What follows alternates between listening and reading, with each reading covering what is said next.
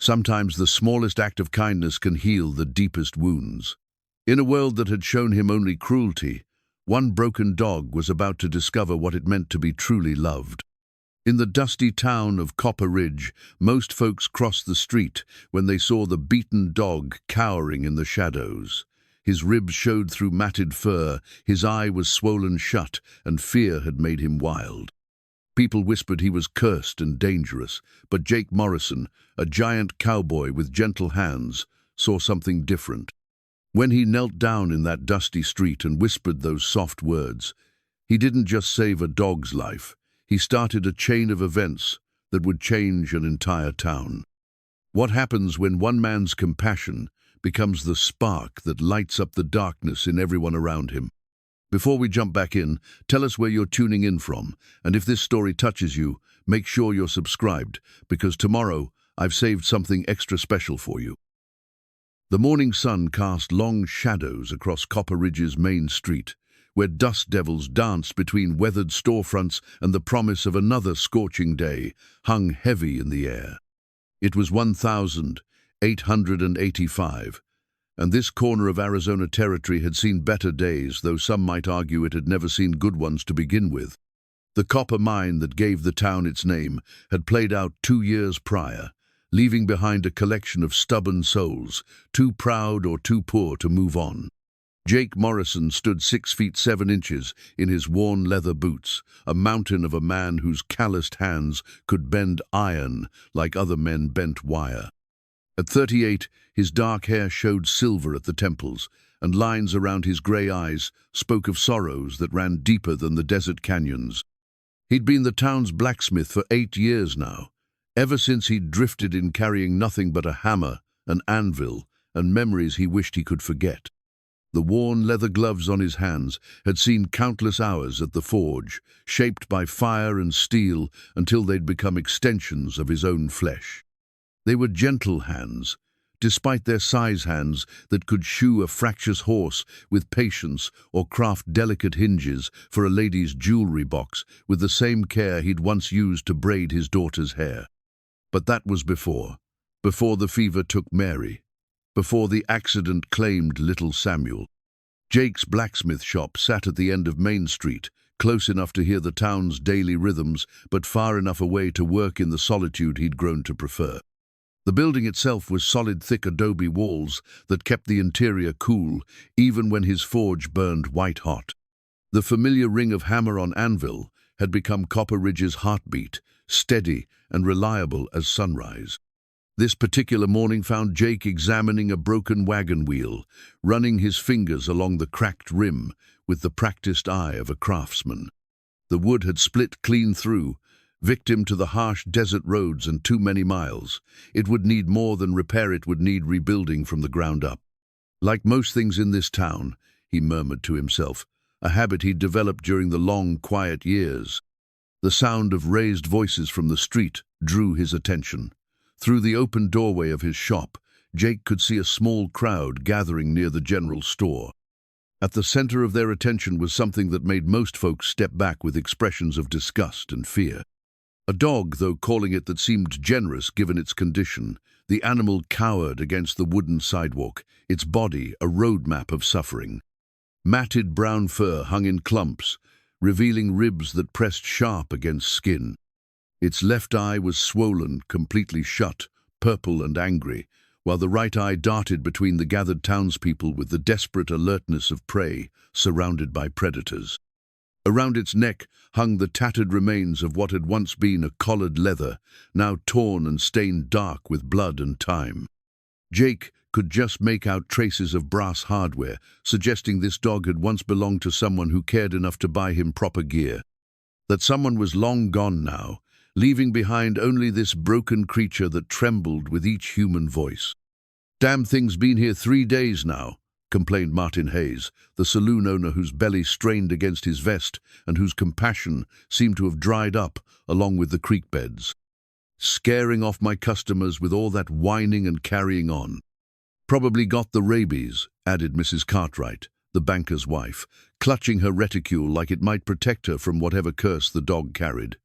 "Look at how it shakes and foams." We ought to put it out of its misery before it bites someone." Sheriff Tom Bradley stood with his thumbs hooked in his gun belt, studying the situation with the weary expression of a man who dealt with too many problems and not enough solutions. "Could call Doc Peterson over from Tucson, see what he thinks." "Waste of good money," Martin scoffed. "It's just a stray. Probably been fighting with coyotes or worse. Best thing would be a bullet behind the ear and a shallow grave outside town." Jake found himself stepping into the street before he'd made a conscious decision to move. The crowd parted slightly as he approached, not from respect exactly, but from the natural deference people showed to a man who could break most of them in half without breaking a sweat. He knelt slowly about 6 feet from the dog, careful to make no sudden movements. Up close, the animal's condition was even worse than it had appeared from his shop. Fresh wounds mixed with old scars, telling a story of sustained abuse that made Jake's jaw clench. But it was the dog's eye, that one good eye, that stopped him cold. In it, he saw something he recognized all too well, the look of a soul that had given up hope but couldn't quite let go of life. The dog tried to press itself flatter against the wooden planks, a soft whimper escaping its throat. The sound cut through Jake like a blade. "Easy there," Jake said, his voice barely above a whisper. "Nobody's going to hurt you." "Jake, don't be a fool," Martin called out. "That thing's dangerous. Look at it, wild as a rabid wolf and twice as unpredictable." But Jake wasn't listening to Martin. He was remembering another voice, smaller and higher, that used to call out to him from the porch each evening. "Papa, you're home." Samuel's voice, full of trust and joy, before the world taught him that trust could be misplaced and joy could be stolen in an instant. The dog's breathing was labored, each inhale a struggle that spoke of internal injuries to match the external ones. Jake could see places where the fur had been worn away, not from fighting, but from ropes or chains. This animal had been tied up, beaten, and abandoned to die slowly. "What do you think happened to him?" asked a soft voice behind Jake. He turned to see Sarah Chen, the Chinese herbalist who ran a small shop on the far side of town. She was one of the few people in Copper Ridge who'd shown him any real kindness since his arrival, perhaps because she understood what it felt like to be an outsider. Her English carried the musical cadence of her homeland, but her meaning was always clear. "Hard to say," Jake replied, still keeping his voice low so as not to spook the dog further. "Been hurt bad, though. Recently, too, by the look of some of these wounds." Sarah knelt beside him, her trained eye taking in details the others had missed. "This one here," she pointed to a gash along the dog's flank, "was made by metal, sharp metal, like a knife or spur." The implications hung in the air like smoke from Jake's forge. This wasn't the result of a fight with wild animals or an accident on the trail. Someone had done this deliberately, with malice and intent to cause suffering. "All the more reason to put it down quick," Martin insisted, his voice growing louder. "If it belonged to someone cruel enough to do that, then it's probably been trained to be vicious, could turn on any of us without warning. Or," Sarah said quietly, "it could be so grateful for kindness that it would die to protect the person who showed it." Jake studied the dog's face, noting the intelligence behind the fear. This wasn't a mindless animal driven mad by abuse. This was a creature that had learned to expect pain from human hands, but still possessed enough hope to keep breathing. Slowly, very slowly, Jake extended his hand palm up toward the dog. The animal flinched at first, then froze completely, as if deciding whether to flee or fight. Neither was really an option. The dog was too weak for either. "Come here, boy," Jake whispered, the words carrying across the dusty street like a prayer. "You're safe now." The dog's good eye fixed on Jake's face, searching for some sign of the cruelty it had learned to expect. Instead, it found something it had perhaps never seen before in a human face. Genuine compassion without expectation of anything in return. For a long moment, the entire street held its breath. Even Martin's complaints died away as the strange tableau played out before them. Then, almost imperceptibly, the dog's tail moved, not a wag exactly, but a tiny flutter of acknowledgement. Jake felt something shift inside his chest, a loosening of a knot he'd carried for years. When Mary had died, He'd told himself he was done with love, done with caring for anything that could be taken away. When Samuel followed her to the grave just 6 months later, Jake had built walls around his heart high enough to keep out any chance of pain. But looking into this broken animal's eye, he recognized a fellow survivor. They'd both lost everything that mattered. They'd both learned that the world could be cruel beyond imagining. And they'd both kept breathing anyway, not from hope, but from simple, stubborn refusal to quit. "Well," Martin demanded, "we going to stand here all day watching Jake play nursemaid to a mangy cur?" Jake rose slowly to his full height, his decision made. "I'll take him." The crowd erupted in protests and warnings, but Jake was already moving. He shrugged out of his leather vest and approached the dog again, this time with purpose. "Jake, think about what you're doing," Sheriff Bradley said, his voice carrying the weight of authority. "We don't know what that animal might do if you corner it." "I'm not cornering him," Jake replied, wrapping his vest gently around the dog's trembling body. "I'm giving him a choice." The dog didn't fight as Jake carefully lifted him, though he went rigid with terror. Jake could feel every bone, every wound, every place where pain had made its home. The animal was heavier than he'd expected, not from weight, but from the trust being placed in his hands. "You're making a mistake," Martin called after him as Jake headed back toward his shop. "That thing will bite you soon as it gets its strength back.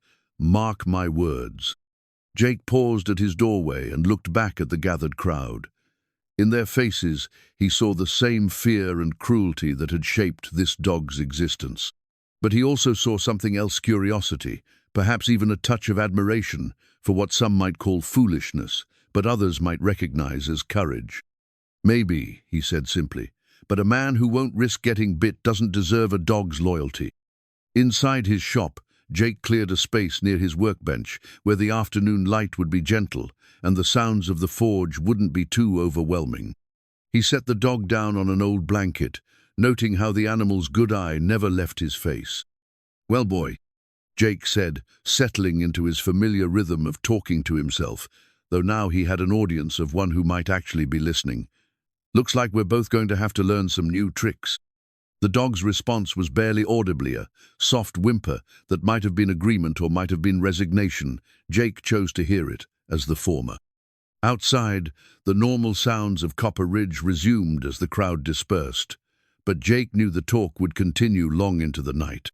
By tomorrow, everyone in town would have an opinion about the blacksmith who'd taken in the cursed dog. Some would call him soft. Others would say he'd finally lost what was left of his mind to grief. Jake Morrison had carried worse judgments than those.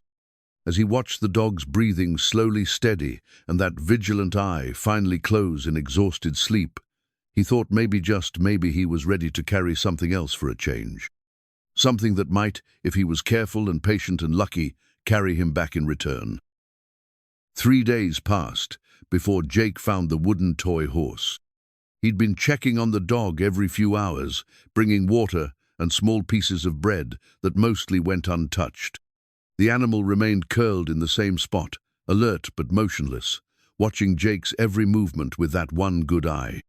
During the day, when the hammer rang against the anvil and sparks flew from heated iron, the dog would flinch at each sound, but never tried to flee. At night, when Jake banked the forge and settled into his cot in the back room, he could hear soft whimpering through the thin walls. It was Sarah Chen who suggested he look for clues about the dog's past. She'd stopped by each morning to check on both patient and caretaker, bringing herbal treatments that seemed to ease the animal's pain. Her gentle hands had cleaned the worst wounds, while Jake held the dog steady, murmuring reassurances that neither of them quite believed. "Sometimes," she'd said on that third morning, "healing the body is easier than healing the spirit. But to heal the spirit, you must understand what broke it." Jake had been wondering the same thing.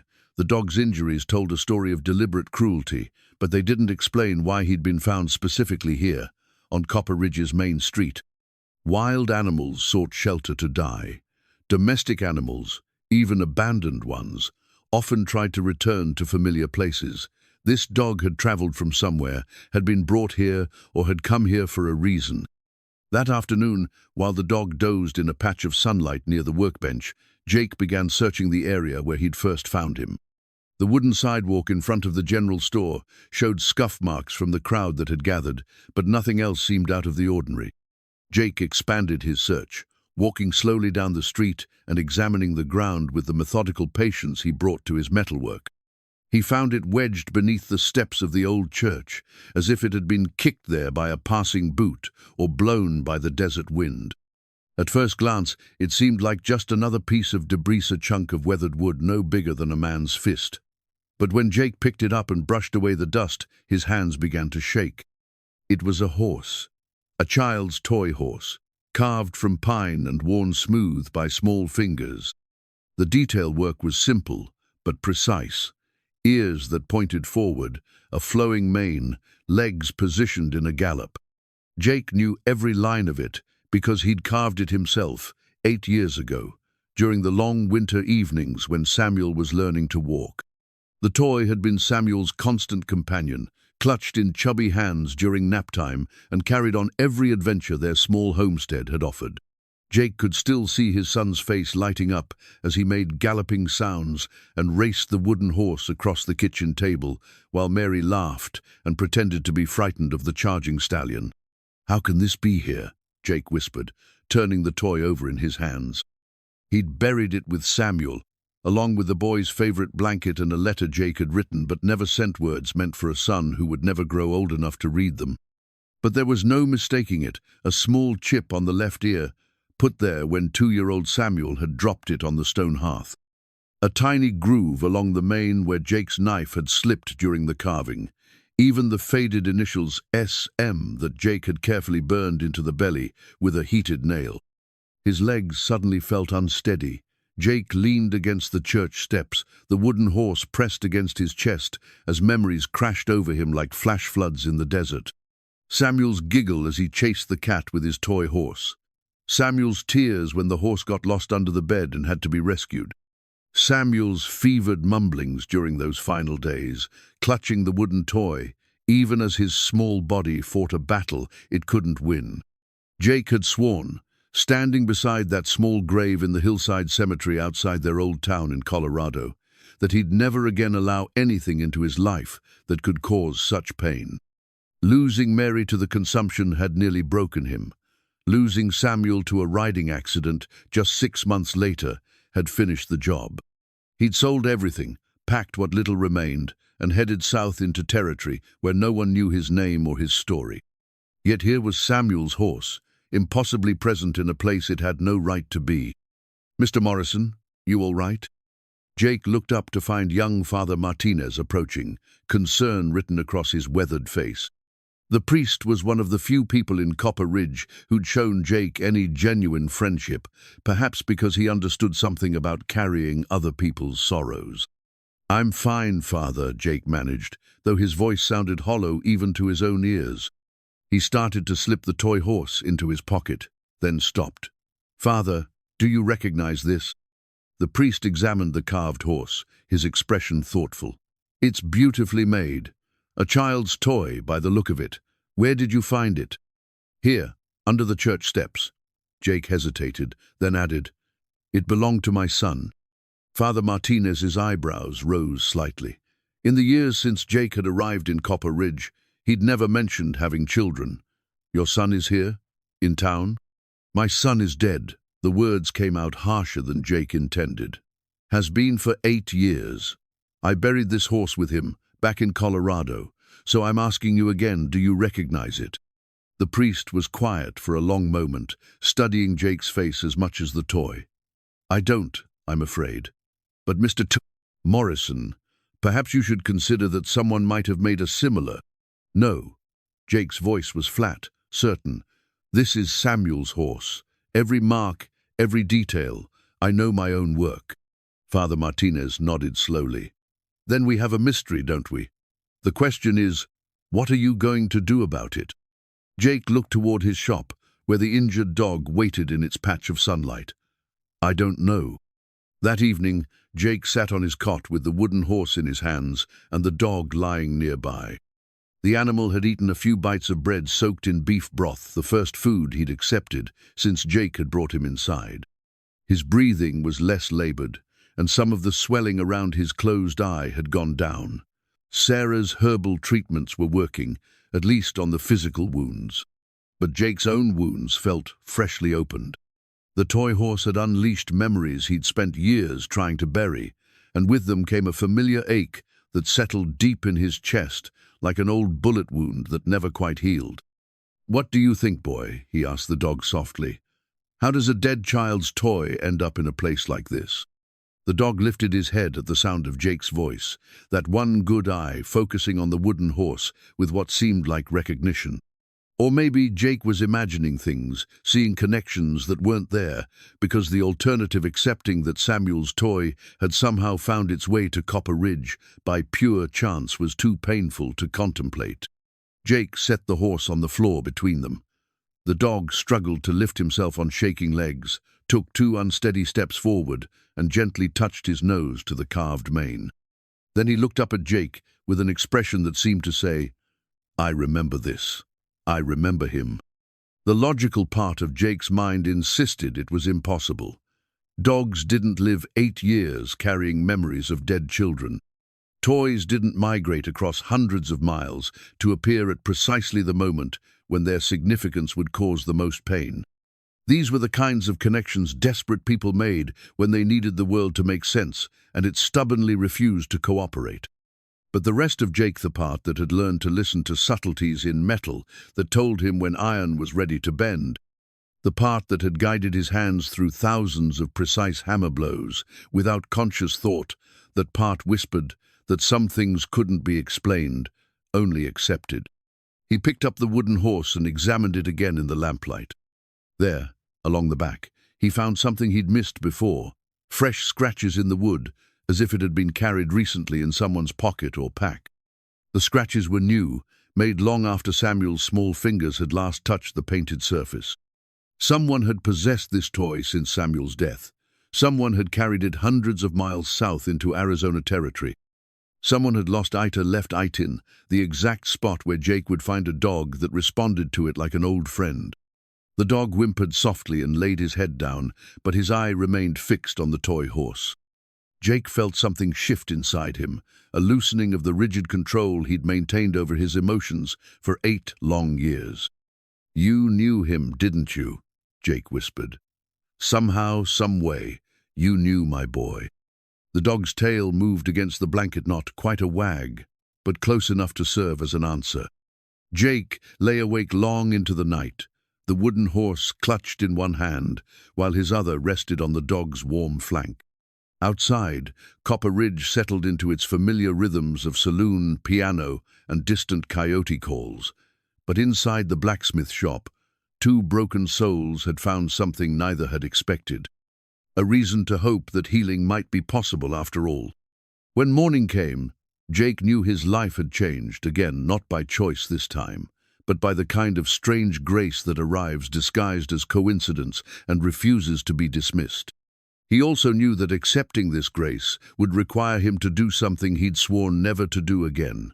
Open his heart wide enough for love to enter, with all the risk and pain that love inevitably carried. The dog was watching him with that steady, patient gaze, waiting to see what Jake would decide. Samuel's wooden horse lay between them like a bridge, spanning 8 years of grief and hundreds of miles of empty desert. Jake Morrison had always been a man who finished what he started. Looking at the dog, he realized he was about to start something that might finally finish him, or might, if he was very careful and very lucky, help him find his way back to the man he used to be before loss. Taught him that love was just another word for future heartbreak. Jake's hands trembled as he opened the small wooden box he'd kept hidden beneath his cot for 8 years. Inside, wrapped in faded blue cloth, lay his late wife's medicine Kita collection of bottles, bandages, and instruments that Mary had used to tend their family and their neighbors back in Colorado. She'd been the closest thing their remote settlement had to a doctor, learned in the healing arts from her own mother and grandmother before her. The kit smelled of lavender and carbolic acid, scents that immediately transported Jake back to their small cabin kitchen where Mary had worked her gentle magic on everything from colic to consumption. Her hands had been smaller than his, more delicate, but infinitely more skilled at easing suffering. She'd saved more lives than Jake cared to count, though in the end, she couldn't save her own. "I don't know if I remember how to do this right," Jake murmured to the dog, who watched his every movement with patient attention. The animal's condition had stabilized over the past week, but the wounds still needed careful tending, and Jake's blacksmith hands felt clumsy with the delicate work of healing. He selected a bottle of tincture that Mary had made from willow bark and other herbs, good for reducing inflammation and easing pain. The liquid inside had darkened with age, but Jake could still detect the sharp, clean scent that had always meant comfort in their household. Next came strips of clean cotton for bandages and a small pair of scissors that Mary had used to trim away damaged flesh from wounds that wouldn't heal properly. The dog submitted to Jake's ministrations with remarkable patience, flinching only slightly when the antiseptic touched the deeper cuts. As Jake worked, he found himself talking not to the dog exactly, but to the memories that seemed to hover just beyond reach. "Mary would have known exactly what to do for you," he said, carefully cleaning a particularly nasty gash along the dog's shoulder. "She had this way with hurt things. Birds with broken wings, horses with colic, neighbors with ailments they were too proud to admit. Never met a living creature she couldn't help, given enough time and patience." The dog's good eye tracked Jake's movements, and something in that steady gaze reminded Jake of the way Mary used to watch him work at the forge with, complete trust and quiet admiration for skills she didn't possess herself. "She would have liked you," Jake continued, applying a thin layer of healing salve to the cleaned wound. "Always said you could judge a soul's character by how it responded to kindness after knowing cruelty. Said the ones who still had hope were worth saving, no matter how broken they seemed."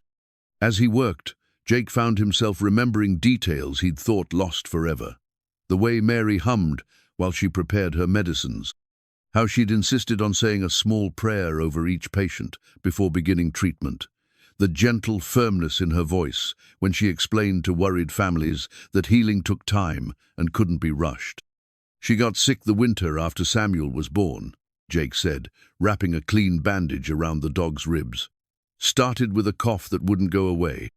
By spring she was bringing up blood, and by summer—" He stopped, unable to finish the sentence, even after all these years.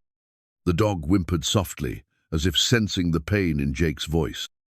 A knock at the shop door interrupted his thoughts. Jake looked up to see Sarah Chen standing in the doorway, her own medicine basket in hand, and concern written across her gentle features. "How is our patient today?" she asked, kneeling beside them with the easy familiarity of someone accustomed to caring for the wounded. "Better, I think. The swelling's gone down some, and he ate a bit more this morning." Jake gestured to Mary's open medicine kit. "I've been trying to remember what my wife used to do for wounds like these." Sarah examined Jake's handiwork with professional interest. "You've done well. The cleaning is thorough, and the bandaging is neat. Your wife taught you something of her craft, I see." "Not enough," Jake said quietly. "Never enough." Sarah was silent for a moment, her experienced hands gently probing the dog's injuries with the same careful attention Mary had once shown. "May I ask what happened to her?" Jake had told this story so rarely that the words felt foreign in his mouth. "Consumption. Took her slow, over the course of a year. I kept thinking if I could just find the right medicine, the right doctor, but nothing helped. She died the winter Samuel turned 3. And your son?" "Riding accident." The words came out flat, drained of emotion through repetition.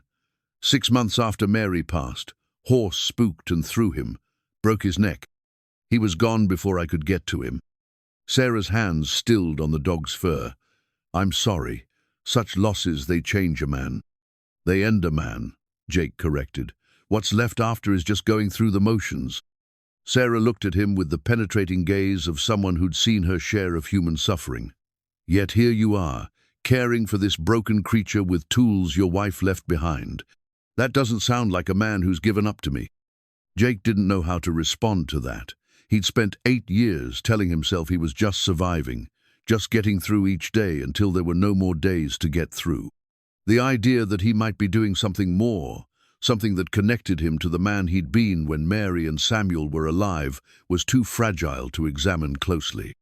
"Tell me about your losses," he said instead, deflecting the conversation away from territory that felt too dangerous to explore. Sarah's expression grew distant. "I came to America with my husband 15 years ago. We had dreams of opening a shop in San Francisco, serving both Chinese and American communities. But dreams are fragile things in a foreign land." She continued her examination of the dog as she spoke, her voice taking on the rhythm of a story told to herself as much as to Jake. "My husband was killed in a mine collapse outside Sacramento. Anti-Chinese sentiment was strong then, still is, in many places. I was left alone with no money, no family, and limited English. I came south because I heard there were fewer people here to object to a Chinese woman practicing the healing arts." "Do you ever think about going back? To China, I mean?" Sarah shook her head. "This is my home now, for better or worse. Besides, running from grief only works until you stop running. Then it catches up with you anyway." The dog had grown relaxed under their ministrations, his breathing deep and even. For the first time since Jake had found him, the animal seemed truly at peace. "He's stronger than he looks," Sarah observed. "The physical wounds will heal given time, but the fear that will take longer." "How do you heal fear?" "The same way you heal anything else, with patience, consistency, and faith that healing is possible." Sarah gathered her supplies and stood. "The question is whether you believe it yourself." After she left, Jake sat beside the dog and pulled Samuel's wooden horse from his pocket. The toy had become a talisman of sorts, something he carried with him constantly as he tried to puzzle out its impossible presence in Copper Ridge. "You know something about this, don't you, boy?" he said, holding the horse where the dog could see it. "Somehow, you're connected to my Samuel. I don't understand how, but I can see it in your eyes." The dog lifted his head and gently touched his nose to the wooden carving, just as he had that first night. The gesture was so deliberately tender that Jake felt his breath catch. "Were you with him, somehow, at the end?" Jake's voice was barely a whisper. "Is that why you're here? Is that why you found me?" The dog looked up at him with that one clear eye, and Jake could have sworn he saw understanding there, not just animal recognition, but something deeper, something that suggested this meeting had been more than chance. That night, Jake lay awake, listening to the dog's steady breathing and thinking about what Sarah had said. For 8 years, he'd told himself he was just surviving, just going through the motions of being alive. But taking care of this wounded animal, using Mary's tools and remembering her gentle ways, it felt like something more than mere survival. It felt like the first tentative steps back toward the man he'd been before loss hollowed him out and left him empty. The man who'd carved wooden horses for a little boy's adventures. The man who'd been worthy of Mary's love and Samuel's trust. The dog stirred in his sleep, pressing closer to Jake's cot with a soft sigh of contentment. For the first time in years, Jake Morrison wasn't entirely alone with his memories. And for the first time in years, that didn't terrify him quite as much as it should have. The silver harmonica felt cold in Jake's hands as he pulled it from the bottom drawer of his workbench. He'd wrapped it in the same blue cloth that had protected Mary's medicine kit, hidden it away like a relic too precious and too painful to touch. The instrument bore the tiny scratches and dents that came from a child's enthusiastic playing, and when Jake held it up to the lamplight, he could see the small initials SM etched into the metal casing. Samuel had begged for the harmonica for months before his 6th birthday, inspired by a traveling musician who'd passed through their settlement. Jake had ordered it special from Denver, spending more money than they could afford on the small luxury. But the joy on his son's face when he'd unwrapped it made every penny worthwhile. "Papa, listen!" Samuel had cried, producing a series of squeaks and whistles that bore no resemblance to music, but filled their small cabin with laughter. Within weeks, the boy had managed to coax actual melodies from the instrument, playing simple tunes while Jake worked at his forge and Mary tended her garden. Now, 10 days after bringing the dog into his shop, Jake found himself thinking about that music. The animal had made remarkable progress physically. His wounds were healing clean. The swelling around his eye had receded enough to allow partial vision, and he'd gained back some of the weight that starvation had stolen. But the fear remained, keeping him pressed against the far corner of the shop whenever Jake worked at the forge, flinching at loud sounds and sudden movements. "What do you think, boy?" Jake asked, settling onto his cot with the harmonica. "Think you'd like to hear some music?" The dog's ears pricked forward at the gentle tone, though he remained curled in his makeshift bed near the workbench. Jake raised the harmonica to his lips and played a few experimental notes, rusty from years of disuse, but still capable of producing the sweet, mournful sound that had once filled their Colorado cabin with joy. The effect on the dog was immediate and startling. His head came up, both eyes, the injured one, now partially open, fixed on Jake with an intensity that seemed to transcend mere curiosity. The animal's whole body went still, not with fear but with recognition, as if the music had awakened something deep in his memory. Jake played the opening bars of "Beautiful Dreamer," the same song Samuel had been learning during those final weeks before the accident. His fingers found the familiar positions automatically, muscle memory guiding him through the melody that had once been as natural as breathing. As the notes filled the shop, something remarkable happened. The dog rose unsteadily to his feet and took a hesitant step forward. "Easy there," Jake murmured, lowering the harmonica. "It's just music, boy, nothing to be afraid of." But the dog didn't seem afraid. If anything, he appeared drawn to the sound in a way that defied explanation. He took another step, then another, until he was standing just a few feet from Jake's cot. His tail, which Jake had never seen move, except in fearful trembling, gave a tentative wag. Jake resumed playing, watching in amazement as the dog settled onto his haunches and listened with the rapt attention of a trained audience. When the song ended, the animal whimpered softly and nudged closer, as if asking for more. "You like that, do you?" Jake's voice was thick with emotion. "Samuel used to love this one too, spent hours trying to get the rhythm right." He launched into "Oh, Susanna," another of Samuel's favorites, and the dog's response was even more pronounced. This time, the animal lay down beside Jake's cot, his head resting on his paws but his eyes never leaving the harmonica. When Jake reached the chorus, the dog lifted his muzzle and produced a soft, musical whine that almost matched the pitch. Jake stopped playing so abruptly that the silence felt like a physical blow. The dog looked up at him with concern, sensing the sudden change in mood. "Samuel used to do that," Jake whispered, his hands shaking around the harmonica. "Sing along when I played." His voice was high and sweet, and he never could hit the right notes, but he tried so hard. The memory crashed over him with devastating clarity.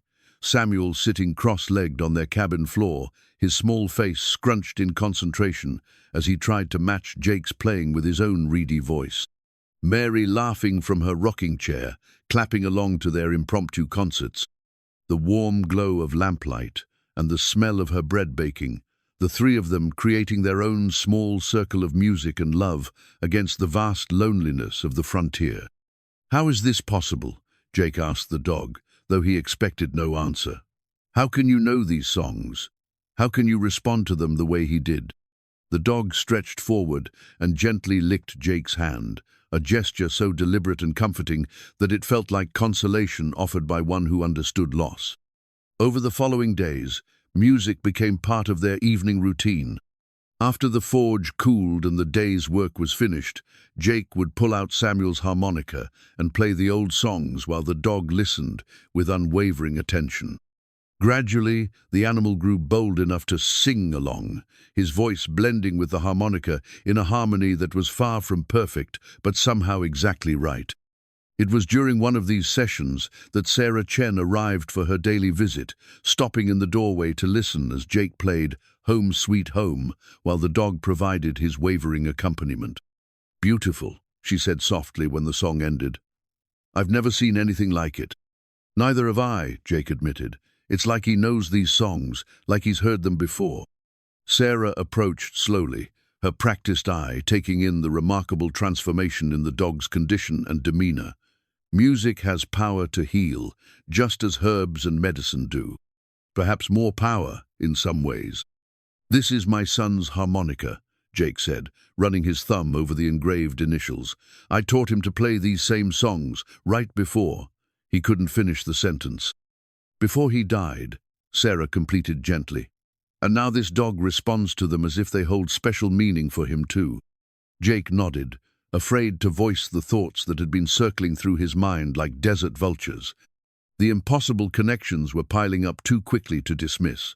Samuel's wooden horse found in the exact spot where the dog had appeared, the animal's response to the music, his gentle nature, despite the cruelty he'd obviously endured.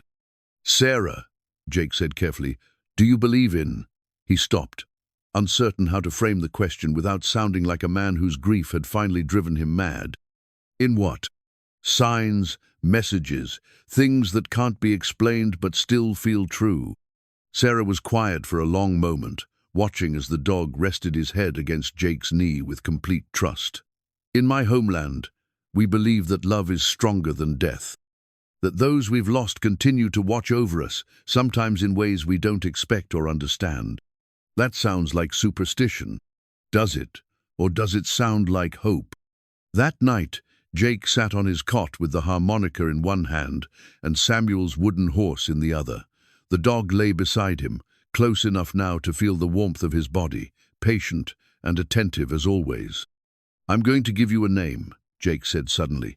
"Can't keep calling you boy forever." The dog's ears perked up, as if he understood the significance of the moment. Jake held up the wooden horse, studying its familiar contours in the lamplight. "Samuel used to call his horse Hope, because he said it could gallop fast enough to outrun any trouble. What do you think about that name? Hope?" At the sound of the word, the dog's tail began to wag, not the tentative flutter Jake had seen before, but a proper, enthusiastic wag that spoke of recognition and approval. "Hope it is, then," Jake said, reaching out to scratch behind the newly named dog's ears. "Hope Morrison. Got a nice sound to it, don't you think?" Hope pressed closer to Jake's side, his contentment evident in every line of his healing body. For the first time since Mary and Samuel had died, Jake Morrison wasn't spending the evening alone with his memories and regrets.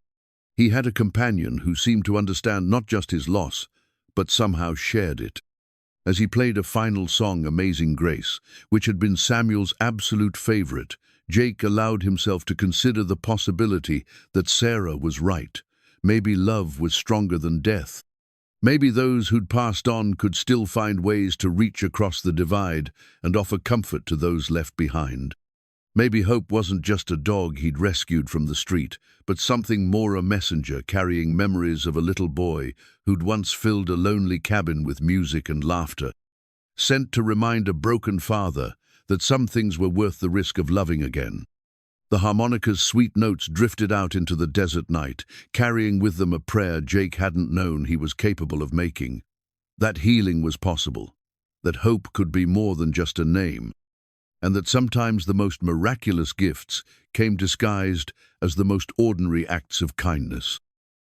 The faded photograph had been folded and refolded so many times that the creases threatened to split the image into fragments. Jake kept it tucked inside his biblino from any particular religious conviction, but because the good book was the one place he knew it would remain undisturbed. Now, 3 weeks after Hope had entered his life, he found himself pulling it out more often than he had in years.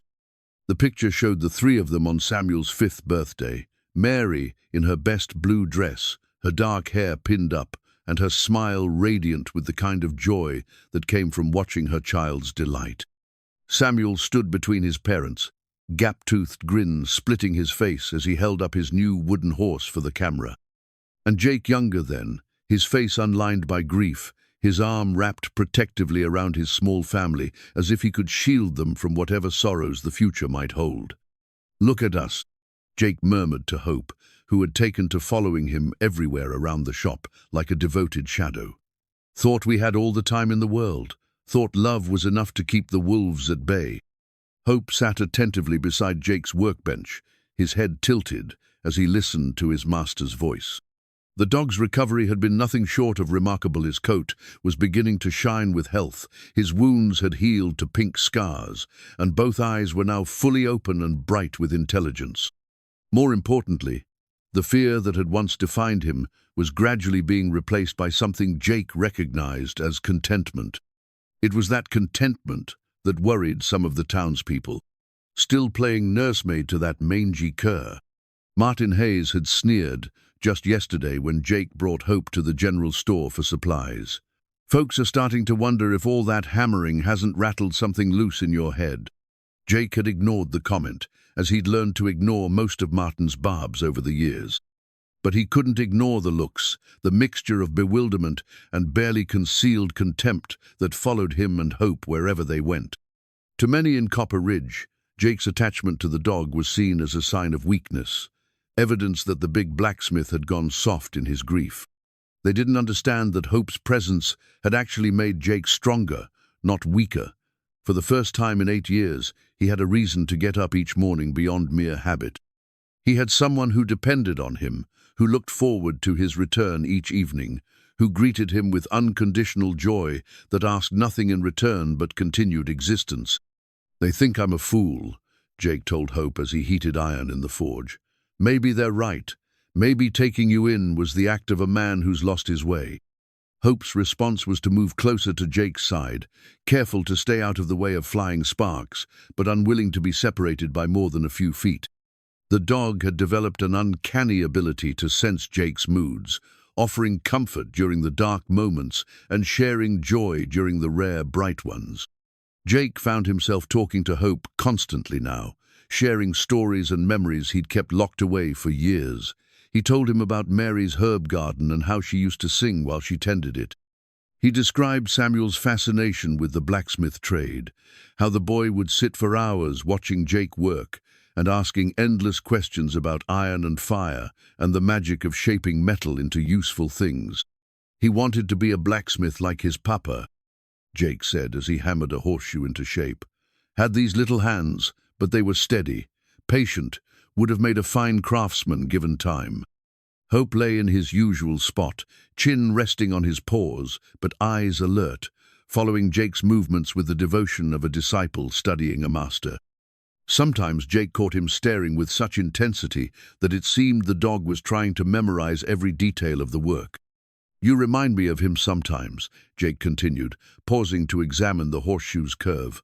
"The way you watch, the way you listen, like every word matters. Samuel used to do that too." The admission came easier than Jake expected.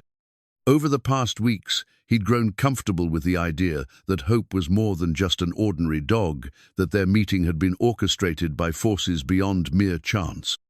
He'd stopped questioning the impossibilities and started accepting them as gifts he didn't need to understand, to appreciate. It was during one of these working sessions that young Tommy Martinez appeared in the shop doorway. The boy was maybe 8 years old, all elbows and knees and curious dark eyes that reminded Jake painfully of Samuel at the same age. "Mr. Morrison," Tommy called hesitantly, "my papa sent me to ask about new shoes for our mare." Jake looked up from his work to find Tommy staring at Hope with the fascination children reserved for exotic creatures. "She throwing shoes again?" "Yes, sir. Papa says she's too stubborn for her own good." Tommy took a cautious step forward, his gaze never leaving Hope. "Is that the dog everyone's talking about? The one you found all beat up?" "This is Hope," Jake said, noting how the dog's tail began to wag at the sound of his name. "Hope, this is Tommy." What happened next surprised them both. Hope rose from his resting place and approached the boy with none of the wariness he still showed adult strangers. Tommy knelt slowly, extending his hand palm up the way Jake had taught him to approach unfamiliar horses.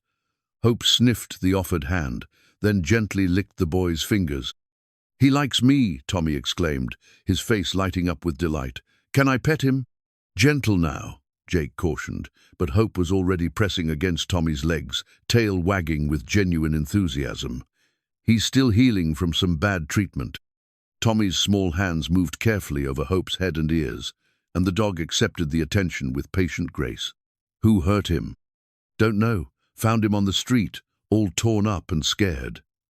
Jake watched the interaction with growing amazement. Hope had never shown such immediate trust with any adult. Even Sarah Chen had required several visits before the dog warmed to her presence. Maybe he was protecting someone, Tommy suggested with the matter-of-fact wisdom of childhood. Maybe he got hurt being brave. The possibility hadn't occurred to Jake before, but looking at Hope's scars with fresh eyes, he realized Tommy might be right.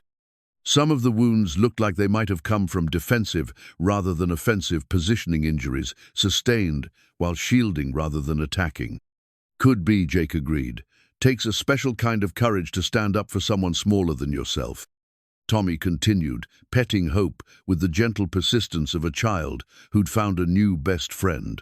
My papa says you're foolish for taking in a stray, but I think you're brave. Takes courage to help someone everyone else has given up on. The boy's words hit Jake harder than any criticism from Martin Hayes or the other townspeople. Out of the mouths of babes came truths that adults were too afraid or too proud to acknowledge. Your papa's not wrong to be cautious, Jake said carefully. A man has to think about consequences when he makes choices that affect his family. But you don't have a family, Tommy pointed out with brutal honesty.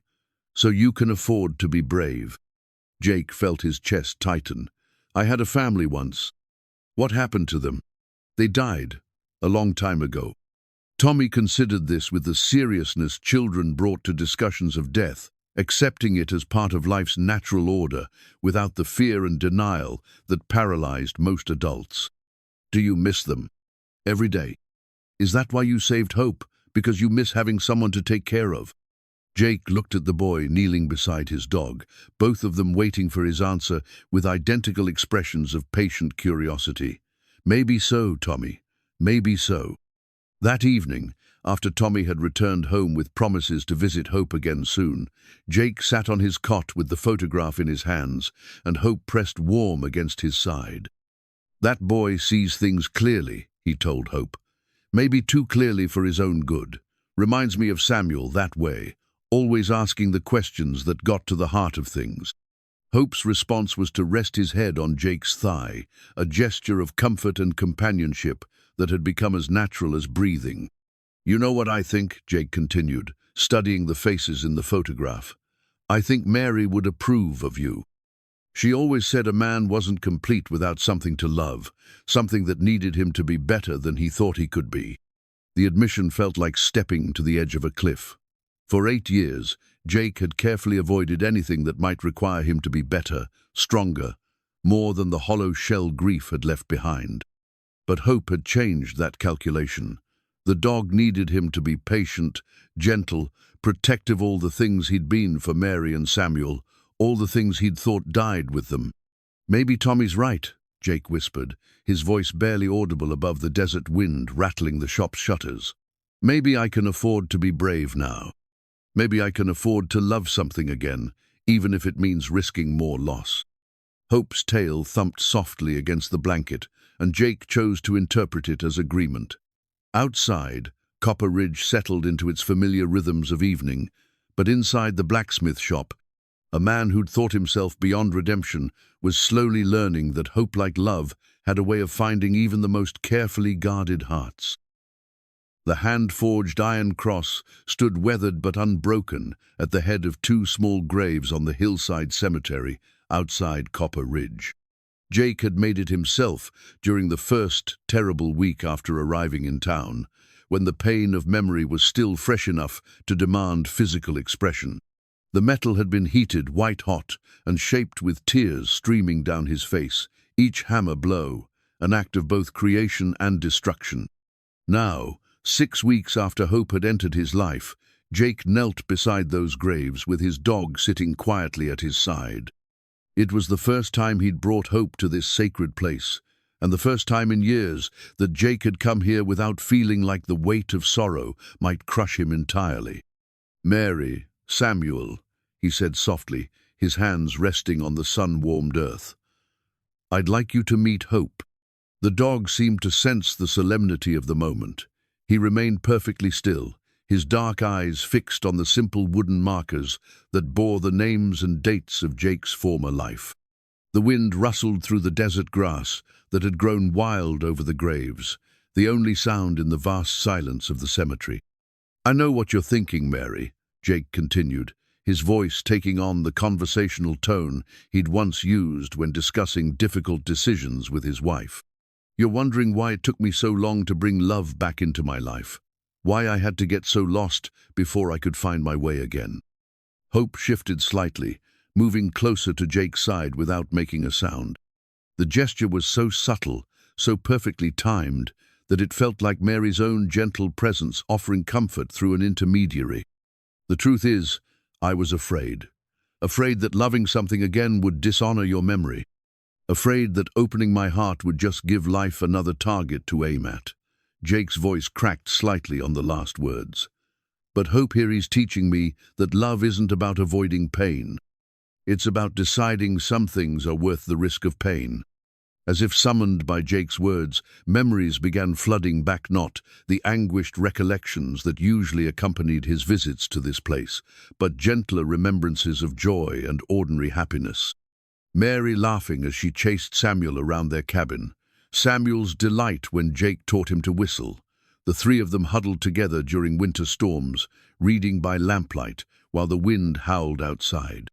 "I used to think you were gone," Jake whispered, "both of you just gone. Like love could be buried and forgotten."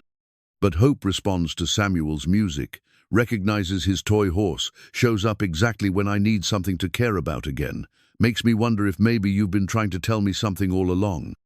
Hope suddenly lifted his head, ears pricked forward as if he'd heard something Jake couldn't detect. The dog rose and walked to Samuel's grave, where he sat down with the same patient attention he showed during their evening music sessions. His behavior was so deliberate, so purposeful, that Jake felt his breath catch. "What is it, boy? You sense something?" Hope remained motionless for several long minutes, staring at Samuel's marker with an intensity that seemed to transcend normal canine awareness. Then, slowly, he lowered his head and whimpered softly, not from pain or fear, but from what sounded like recognition and mourning combined. Jake crawled forward on his knees until he was close enough to read the faded writing on Samuel's wooden cross. "Samuel David Morrison, beloved son, age 6. He filled our hearts with music and laughter." Hope's whimper grew more pronounced, and he began to tremble, not from cold or illness, but from some deep emotional response that Jake couldn't fully understand but recognized in his own bones. "You knew him," Jake said with sudden certainty. "Somehow, somewhere, you knew my boy." The rational part of his mind insisted it was impossible. Dogs didn't live 8 years carrying memories of dead children.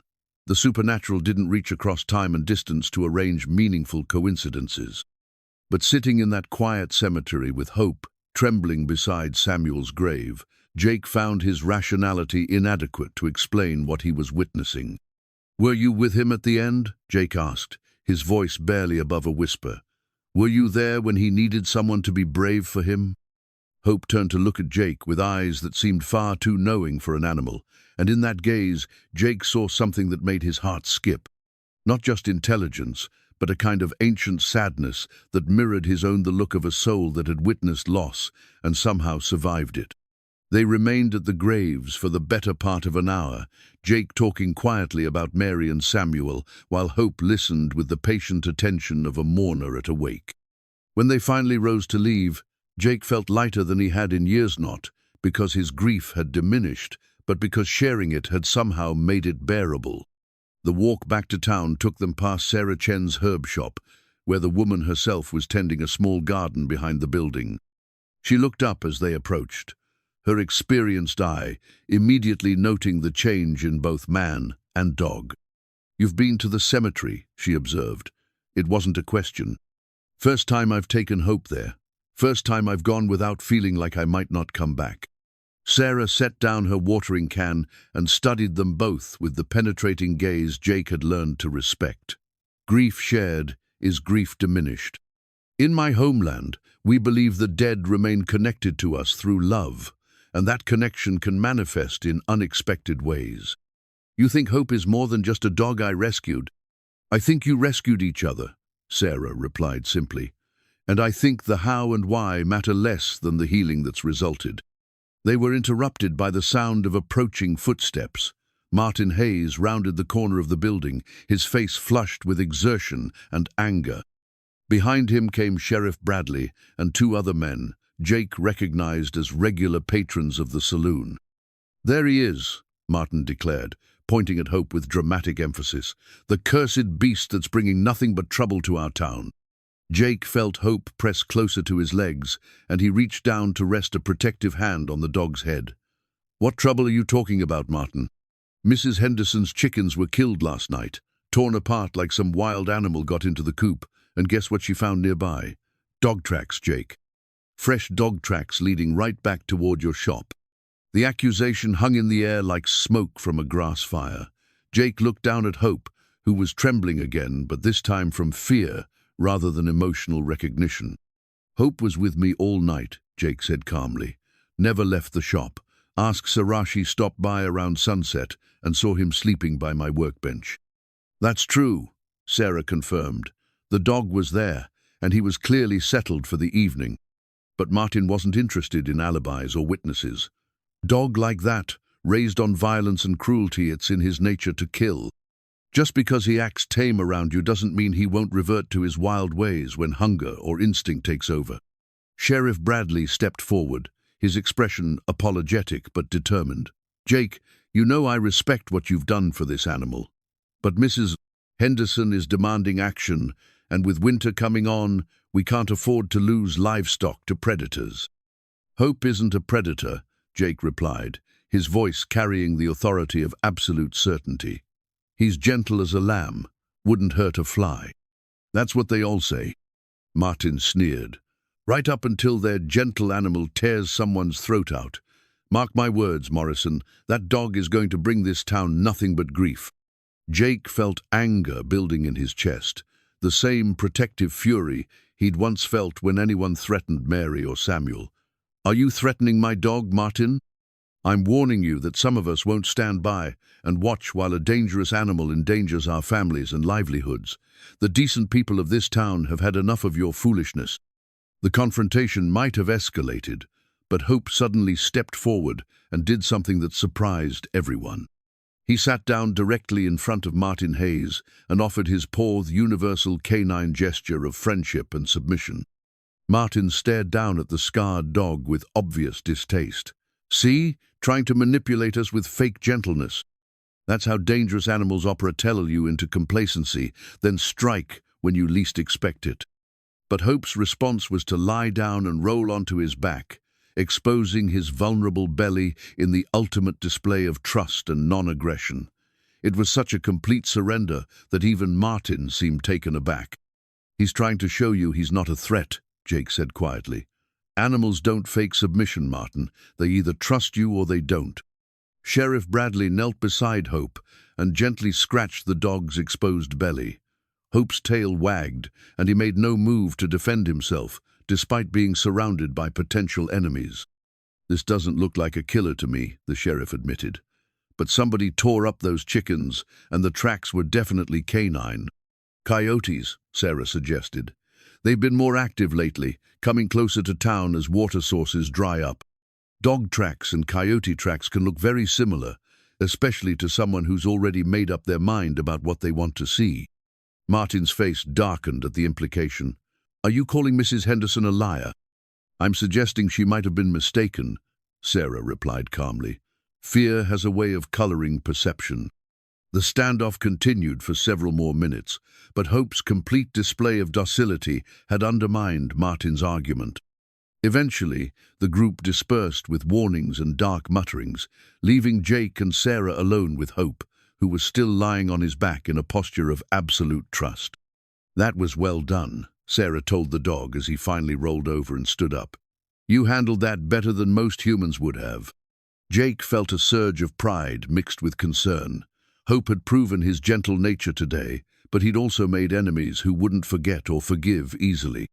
The confrontation had established battle lines in Copper Ridge, those who saw Hope as a symbol of compassion and those who saw him as a threat to their ordered world. "Trouble's coming," Jake said as they walked back toward his shop. "Martin won't let this go, and he's got others convinced that you're dangerous." Hope looked up at him with trusting eyes, and Jake realized with crystal clarity that he would do whatever it took to protect this animal who'd brought love back into his life. Even if it meant standing against the entire town. Even if it meant risking everything he'd built in Copper Ridge to defend something that couldn't defend itself. The iron cross on the hilltop cemetery had been forged in grief and shaped by loss. But Jake Morrison was discovering that sometimes the strongest metal came from fire, and sometimes the greatest courage came from having something worth fighting for. The blood-stained bandana lay crumpled in Sarah Chen's trembling hands like a piece of evidence from a nightmare. She'd found it wedged beneath Hope's bedding while treating a minor cut on the dog's pawa red cloth kerchief so saturated with old blood that it had turned nearly black in places. The fabric bore the unmistakable mark of violence, and something about it made Hope whimper and press himself against Jake's legs when Sarah held it up to the lamplight. "Where did this come from?" Jake asked, though something in his gut already knew the answer wouldn't be simple or comforting. Sarah's face was pale as she examined the kerchief more closely. It was tucked up under his fur, near his shoulder. He must have been carrying it for weeks, maybe months. "Look here." She pointed to a corner of the fabric where faded letters were barely visible beneath the stains. "Can you make out what this says?" Jake squinted at the marking, then fetched his reading glasses from the workbench. The letters emerged slowly from the dried blood and desert grime. J.G., followed by what looked like a crude drawing of a coiled rattlesnake. "J.G.," Jake repeated slowly. "Those initials mean anything to you?" Before Sarah could answer, Hope began to tremble violently, his eyes fixed on the bandana with unmistakable terror. The dog's breathing became rapid and shallow, and he pressed himself so tightly against Jake's legs that he nearly knocked the big man off balance. "Easy, boy," Jake murmured, kneeling to comfort the frightened animal. "It's just an old rag, nothing to be scared of." But even as he spoke the words, Jake knew they were lies. This wasn't just an old radget, was something that connected to Hope's mysterious past, something that explained the fear that still lurked behind the dog's gentle demeanor. Sarah was studying the bandana with the intensity of a detective examining crucial evidence. "Jake, I think I know what this is. My late husband used to freight supplies between towns, and he learned to recognize the marks different gangs used to identify themselves. This rattlesnake symbol, I've seen it before." "Where?" "On wanted posters. The Garrett gang has been terrorizing settlements across Arizona and New Mexico for the past 2 years. They use a coiled rattlesnake as their calling card, and their leader's name is Jesse Garrett, J.G. The implications hit Jake like a physical blow. Hope hadn't been abused by ordinary cruelty. He'd been a victim of the most ruthless outlaw gang in the territory. The Garrett gang was legendary for their brutality, known for leaving no witnesses to their crimes and taking pleasure in the suffering they inflicted. But how would Hope have gotten this close to them, Jake asked, though he was beginning to fear he already knew the answer. Sarah's expression grew even more grave. "There was a family murdered about 50 miles south of here, maybe 3 months ago. The Hendersons found them while passing through homesteaders named Wilson, I think. Parents and 2 children shot down in cold blood. Their cabin was burned, livestock scattered or killed." Jake felt his blood turn to ice. "You think Hope belonged to them?" "I think Hope was there when it happened. Look at his scars, Jake, really. Look at them. Those aren't random injuries from abuse. They're defensive wounds, the kind an animal gets when it tries to protect its family against overwhelming odds." The truth crashed over Jake with devastating force. Hope hadn't been some random stray beaten by casual cruelty. He'd been a family dog who'd tried to defend his people against killers, who'd watched them die despite his best efforts, who'd somehow survived the massacre that claimed everyone he loved. "The toy horse," Jake whispered, pulling Samuel's wooden carving from his pocket. "It wasn't Samuel's. It belonged to one of the Wilson children." Hope's reaction to seeing the toy confirmed Jake's suspicion. The dog whimpered and gently nuzzled the carved horse, but his tail didn't wag. Instead, his whole body seemed to sag with a grief that mirrored Jake's own understanding of loss. "He's been carrying this bandana all this time," Sarah said softly. "The only evidence of what happened to his family, the only proof that they existed and that someone cared enough to try to save them." Jake gathered Hope into his arms, feeling the dog's heart racing against his chest. "You brave, loyal boy, you tried to save them, didn't you? Just like you'd try to save me if danger came calling." But even as Jake comforted Hope, his mind was racing through the larger implications of their discovery. If Hope had been a witness to the Wilson family massacre, and if he'd somehow retained physical evidence of the crime, then the Garrett gang had left a loose end. Outlaws like Jesse Garrett didn't survive by allowing witnesses to live, even four-legged ones. "Sarah," Jake said urgently, "if the Garrett gang finds out Hope is still alive, they'll come for him," she finished. "They can't afford to leave a witness, especially one that might lead lawmen back to them." The room fell silent except for Hope's labored breathing and the distant sound of desert wind rattling the shop's shutters.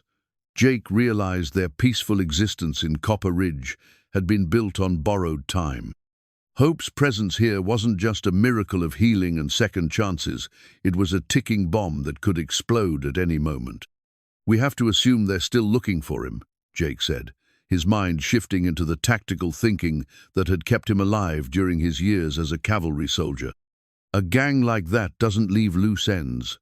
They'll have been searching every settlement, every town, looking for any trace of a surviving witness." Sarah nodded grimly. "And now Hope's been seen by half the people in Copper Ridge. If word travels, and it always does in territory like this, they'll know exactly where to find him." Jake stood up, still holding Hope protectively against his chest. The dog seemed to sense the change in atmosphere, pressing closer to his rescuer with the instinctive knowledge that danger was approaching. "How long do you think we have?" Jake asked. "Hard to say. Could be days, could be weeks. Depends on how organized their search has been, how many informants they have in the surrounding towns." Sarah folded the blood-stained bandana carefully, as if it were evidence in a court case. "But Jake, you need to understand when they come, they won't just take Hope. They'll kill anyone who's seen him, anyone who might connect them to the Wilson murders." The weight of that realization settled over Jake like a lead blanket. By rescuing Hope, by allowing the dog to become part of Copper Ridge's daily life, he'd inadvertently painted a target on the entire town. Every person who'd seen Hope, every child who'd petted him, every adult who'd witnessed Jake's care for the animal, they were all potential loose ends that the Garrett gang would feel compelled to eliminate. "Sheriff Bradley needs to know," Jake said, but even as he spoke the words, he knew how inadequate they sounded. Tom Bradley was a decent man and a capable lawman, but he was equipped to handle cattle rustlers and saloon fights, not a coordinated assault by the territory's most dangerous criminals. "The sheriff's a good man, but he's one person with a deputy who's barely out of his teens," Sarah said, echoing Jake's thoughts. "Against Jesse Garrett and his gang, they wouldn't stand a chance." Jake began pacing the confines of his shop, his mind working through possibilities and finding none of them satisfactory. Running wasn't an option, Hope was still recovering, and fleeing would only bring the gang's wrath down on the innocent people of Copper Ridge. Staying meant making a stand against odds that would make David and Goliath look like an even match. "There's something else," Sarah said reluctantly. "Something I haven't told you about the Wilson massacre." Jake stopped pacing and fixed her with a steady gaze. "What?"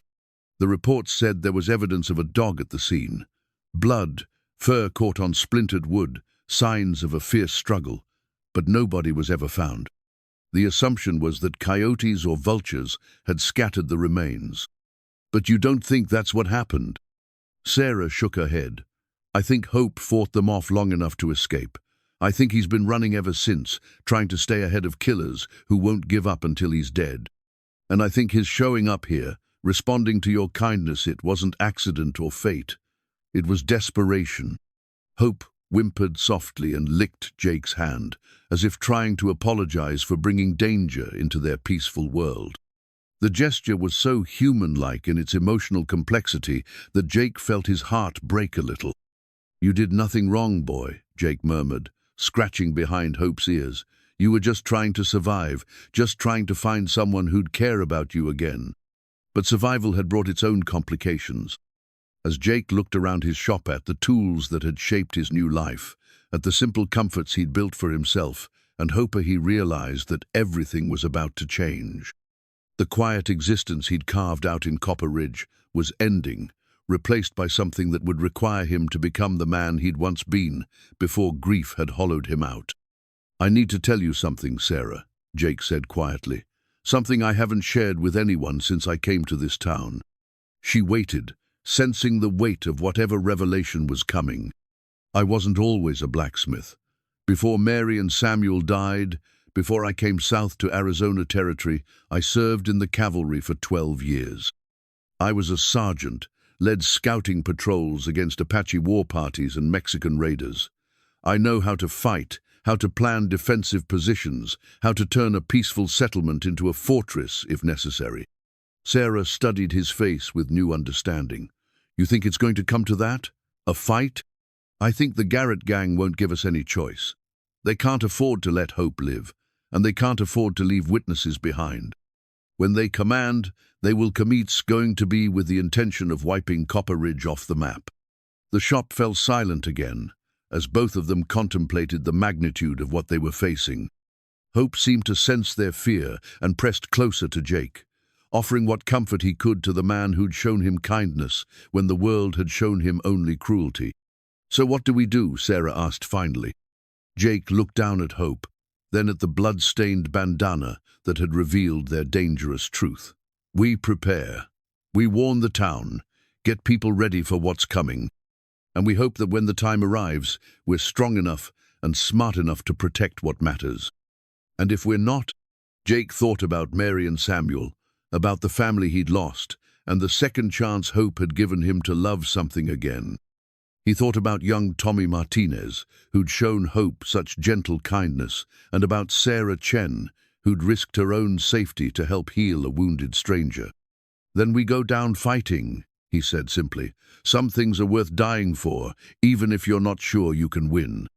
Hope looked up at him with those dark, trusting eyes, and Jake saw reflected there the same loyalty that had driven the dog to defend the Wilson family against impossible odds.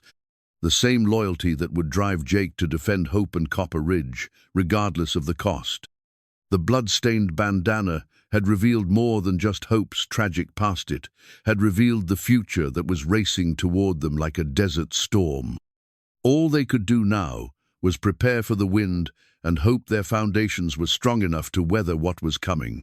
Outside, the normal sounds of Copper Ridge continued: horses clopping down the dusty street, children playing in the distance, the everyday rhythms of a peaceful town that had no idea its very existence was about to be tested by forces beyond its experience.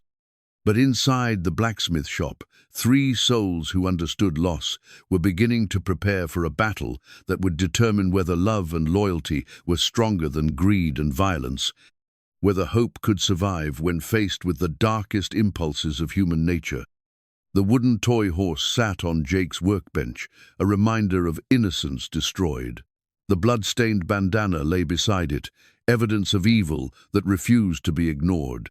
And between them, Hope rested his scarred head on Jake's knee, trusting that the man who'd saved him once would find a way to save him again, along with everyone else who'd shown kindness to a broken dog in need of healing. Jake's father's cavalry sword had been wrapped in oiled cloth and hidden beneath the floorboards of his shop for 8 years, a relic of a life he'd tried to leave behind. Now, as he carefully unwrapped the blade in the pre-dawn darkness, the familiar weight of it in his hands brought back memories of a younger man who'd known how to fight and win against impossible odds.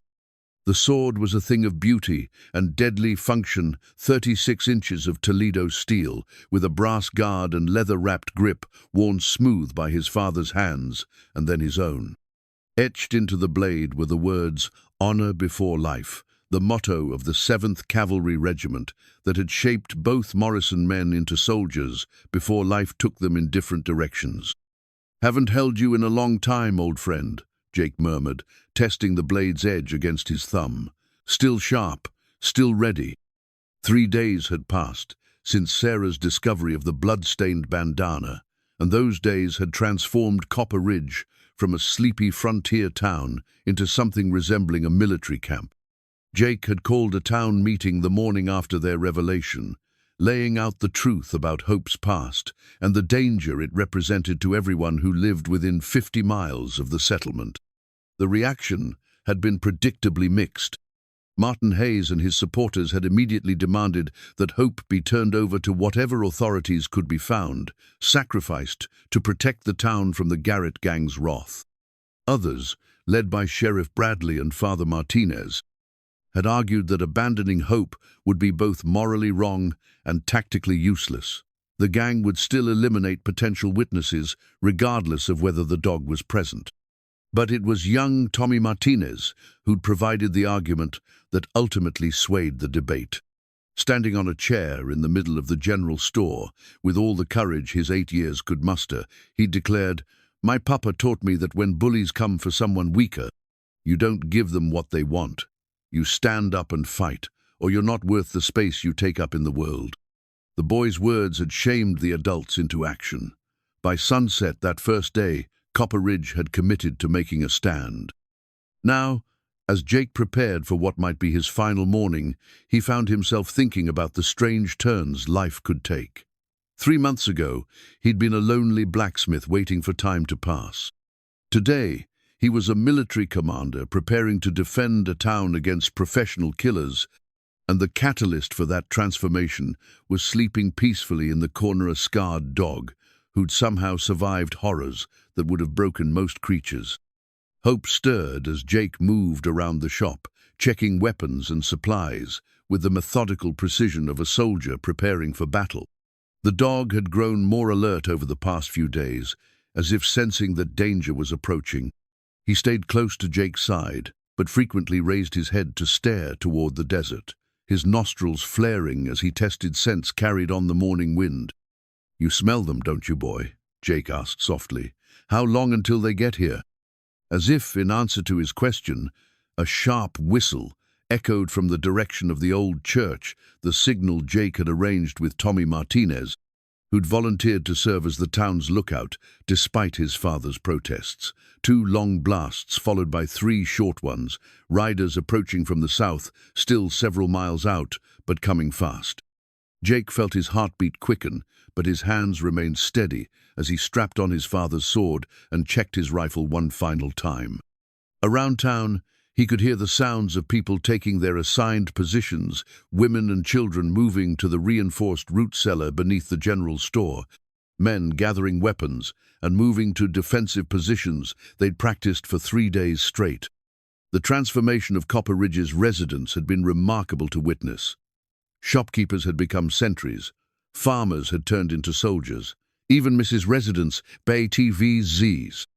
Cartwright, the banker's wife, who'd initially demanded Hope's exile, had spent the past 2 days rolling bandages and preparing medical supplies with grim determination. Sarah Chen emerged from her shop carrying her herb basket and a leather satchel of medical instruments. She moved with the calm efficiency of someone who'd accepted that the next few hours would test everything she believed about healing and helping others.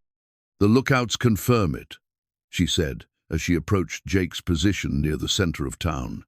6 riders, moving fast and direct. No attempt at concealment. "They're not trying to sneak up on us," Jake replied, his military training interpreting the information automatically. "They're coming straight at us because they don't expect resistance. Probably figure a small town like this will hand over Hope without a fight. Are you ready for this?" Jake looked around at the barricades and defensive positions his neighbors had constructed under his guidance. Copper Ridge would never be mistaken for a military fortress, but it had been transformed into something that could exact a high price from attackers who expected easy prey.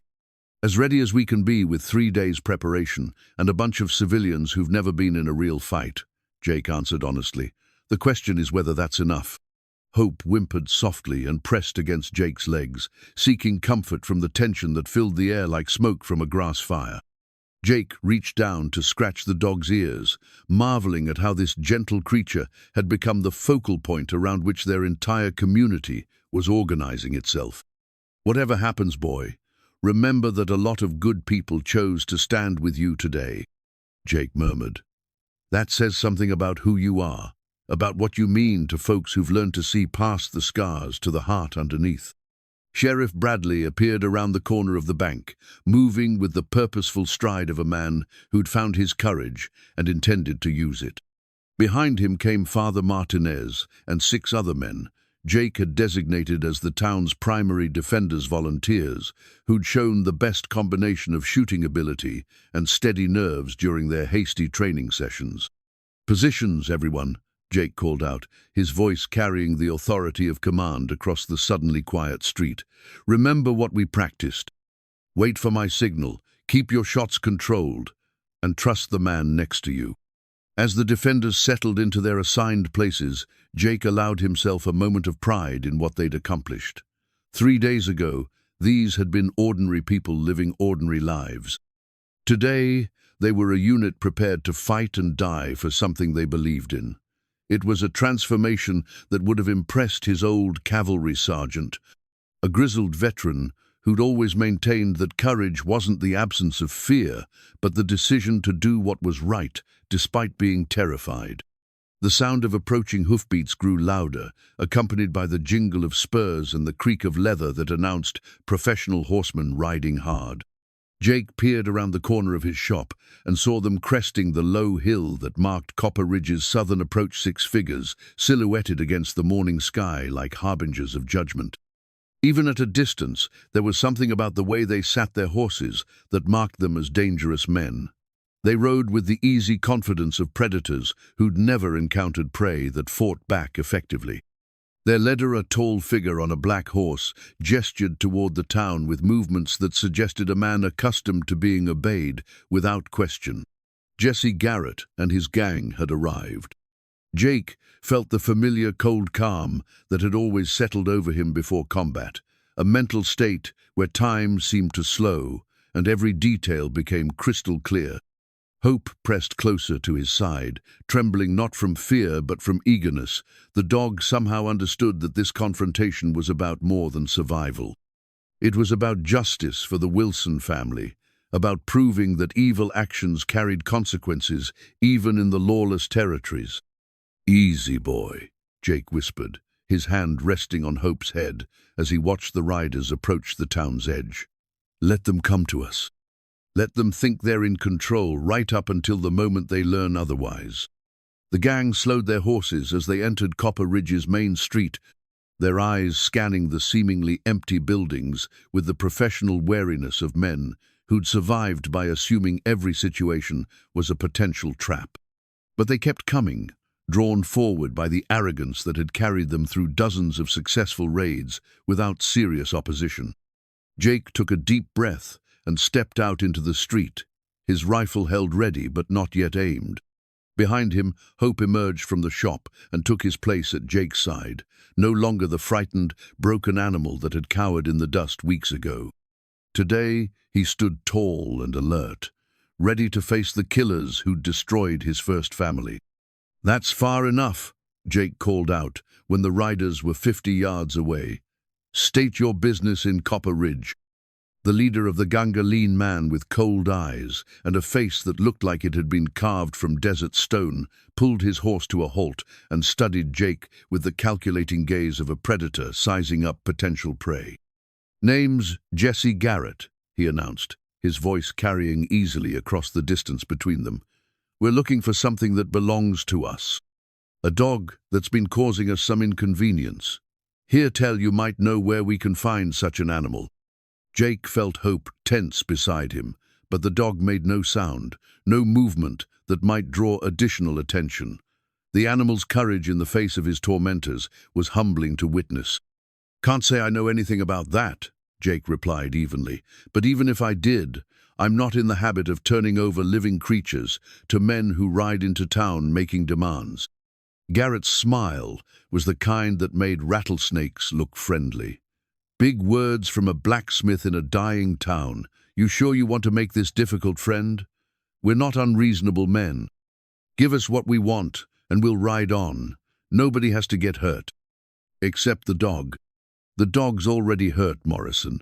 We're just here to finish what we started. The use of his name confirmed what Jake had suspected. The gang had been gathering information about Copper Ridge and its residents, preparing for this confrontation with the thoroughness of military professionals. They knew exactly who they were dealing with, or thought they did. What they didn't know was that Jake Morrison had spent 12 years learning how to turn desperate situations to his advantage, how to make superior numbers work against themselves, how to use an enemy's confidence as a weapon against them. The morning sun climbed higher, casting sharp shadows across the dusty street where two forces faced each other with the weight of absolute commitment.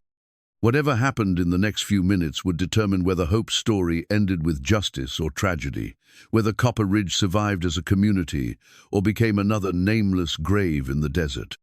Jake Morrison squared his shoulders, feeling the familiar weight of his father's sword and the trust of his neighbors settling around him like armor forged from duty and love. Beside him, Hope waited with the patience of a creature that had already faced death and found it less frightening than abandoning those who'd shown him kindness. The battle for Copper Ridge was about to begin. The wanted poster nailed to the hitching post outside Martin's saloon fluttered in the morning breeze, its bold letters proclaiming a $1,000 reward for Jesse Garrett, dead or alive.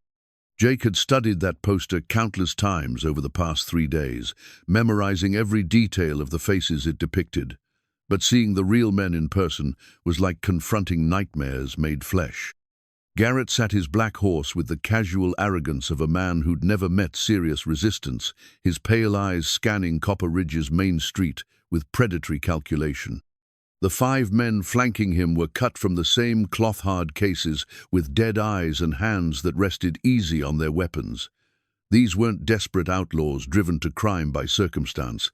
These were professional killers who'd chosen violence as their trade and perfected it through years of practice. "You're making a mistake, Morrison," Garrett called out, his voice carrying the lazy confidence of someone accustomed to getting his way through intimidation. "We know you've got the dog. Hell, half the territory knows about Copper Ridge's famous mutt by now. Just bring him out, and we'll be on our way." Jake felt Hope press closer to his side, the dog's presence both a comfort and a reminder of what was at stake. "Can't do that, Garrett. See, that dog's under my protection now. And I don't abandon things I've taken responsibility for." Garrett's laugh was like the sound of breaking glass. "Protection? From who? You and these shopkeepers?" He gestured dismissively at the apparently empty buildings around them. "Friend, you're outnumbered and outgunned by men who've been killing for longer than you've been playing blacksmith. Last chance to be reasonable." "Funny thing about being reasonable," Jake replied, shifting his grip on his rifle. "Sometimes the reasonable thing is to fight for what's right, regardless of the odds." The gang leader's expression hardened as he realized that intimidation wasn't going to work. Jake could see the moment when Garrett shifted from negotiation to violence, his body language changing from relaxed confidence to coiled threat. "Boys," Garrett said quietly, his words carrying clearly in the desert air, "looks like we're going to have to do this the hard way.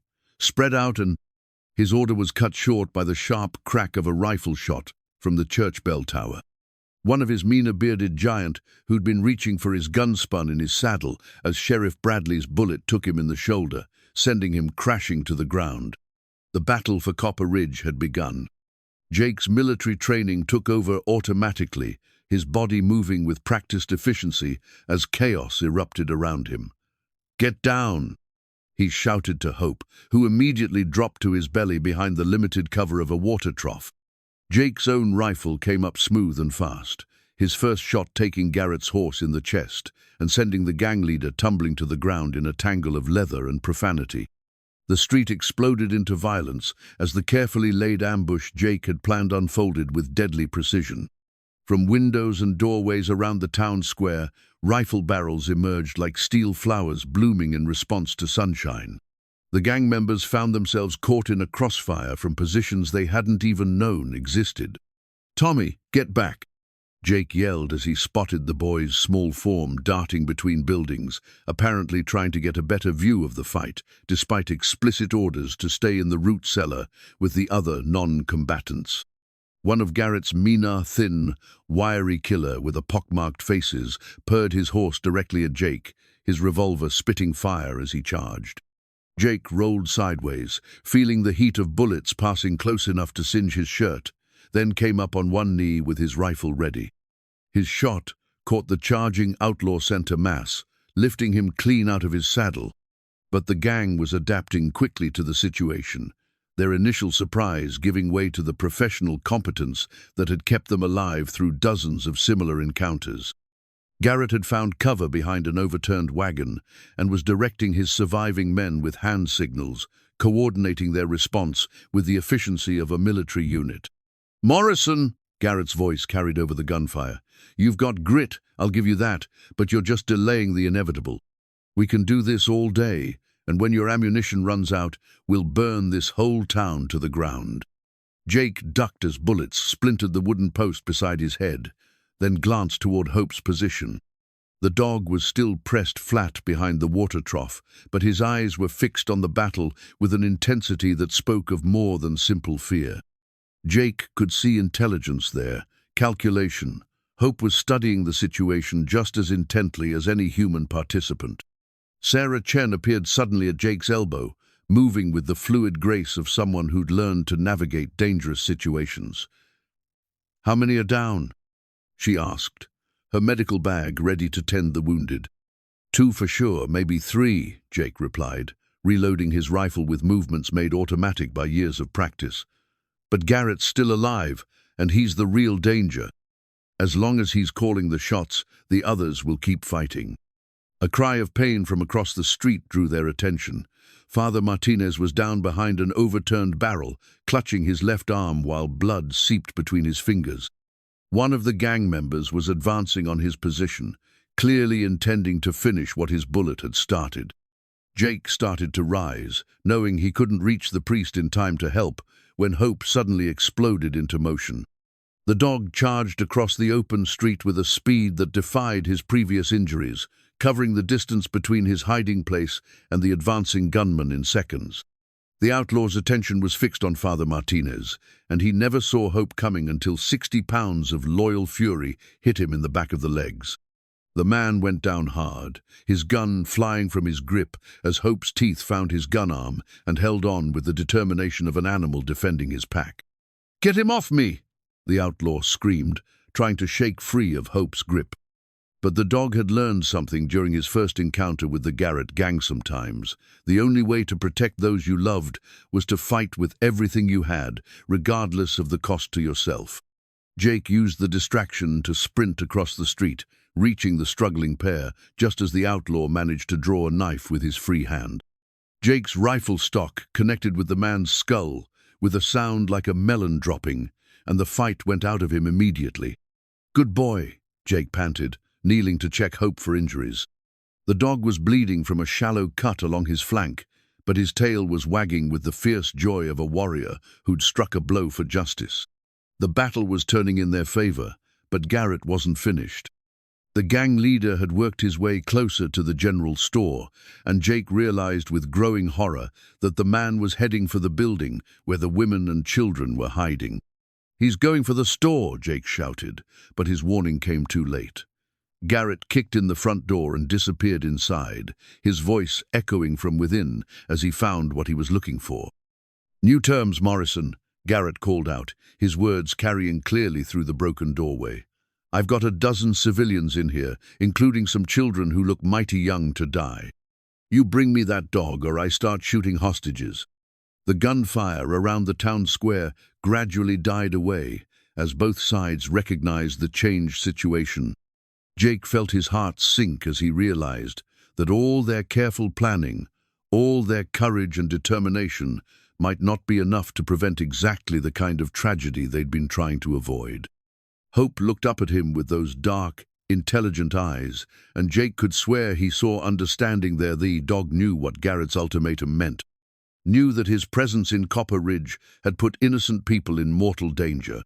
With a soft whimper that sounded like an apology, Hope began walking toward the general store. The new collar around Hope's neck was a masterpiece of Jake's craftsmanship, supple leather, dyed rich brown and fitted with brass hardware that caught the morning light like burnished gold. Jake had worked on it during the long evenings after Hope's rescue, creating something beautiful enough to reflect the dog's noble spirit while strong enough to last a lifetime. Now, as Hope walked steadily toward the general store where Jesse Garrett held innocent hostages, the collar seemed to symbolize everything good that could grow from acts of compassion. "Hope, no," Jake called softly, but the dog didn't break stride. His head held high, his gait steady despite the shallow wound along his flank. Hope moved with the dignity of a creature who'd found his courage and intended to use it, regardless of the cost. Jake started to follow, but Sheriff Bradley caught his arm. "It's what he wants," the lawman said quietly. "If you try to stop Hope now, Garrett will start shooting civilians. The dog knows that." "I won't let him sacrifice himself," Jake replied, his voice thick with emotion. "Not after everything we've been through." But even as he spoke, Jake could see the terrible logic in Hope's decision. The dog had survived the massacre of his first family by running, by hiding, by allowing the killers to escape without facing justice. Now, presented with a similar situation, Hope was choosing a different pathone that put the safety of innocence before his own survival. Garrett appeared in the doorway of the general store, using Mrs. Cartwright as a human shield while his gun pressed against her temple. The woman's face was pale with terror, but her eyes blazed with the kind of fury that only came from watching evil threaten children. "That's right, Mutt," Garrett called out as Hope approached. "Come on back to Daddy. We've got some unfinished business to settle." Hope stopped just 10 feet from the doorway, close enough for Garrett to reach but far enough away to make any rescue attempt nearly impossible. The dog sat down with the patient dignity Jake had come to associate with his deepest courage, and looked directly into the eyes of the man who'd murdered his first family. For a moment, the entire street held its breath. Even the desert wind seemed to pause, as if nature itself was waiting to see how this confrontation would resolve. "You know what I don't understand?" Garrett said conversationally, his gun never wavering from Mrs. Cartwright's head. "How a dumb animal could cause so much trouble for professional men like ourselves. We've been chasing you for months, boy.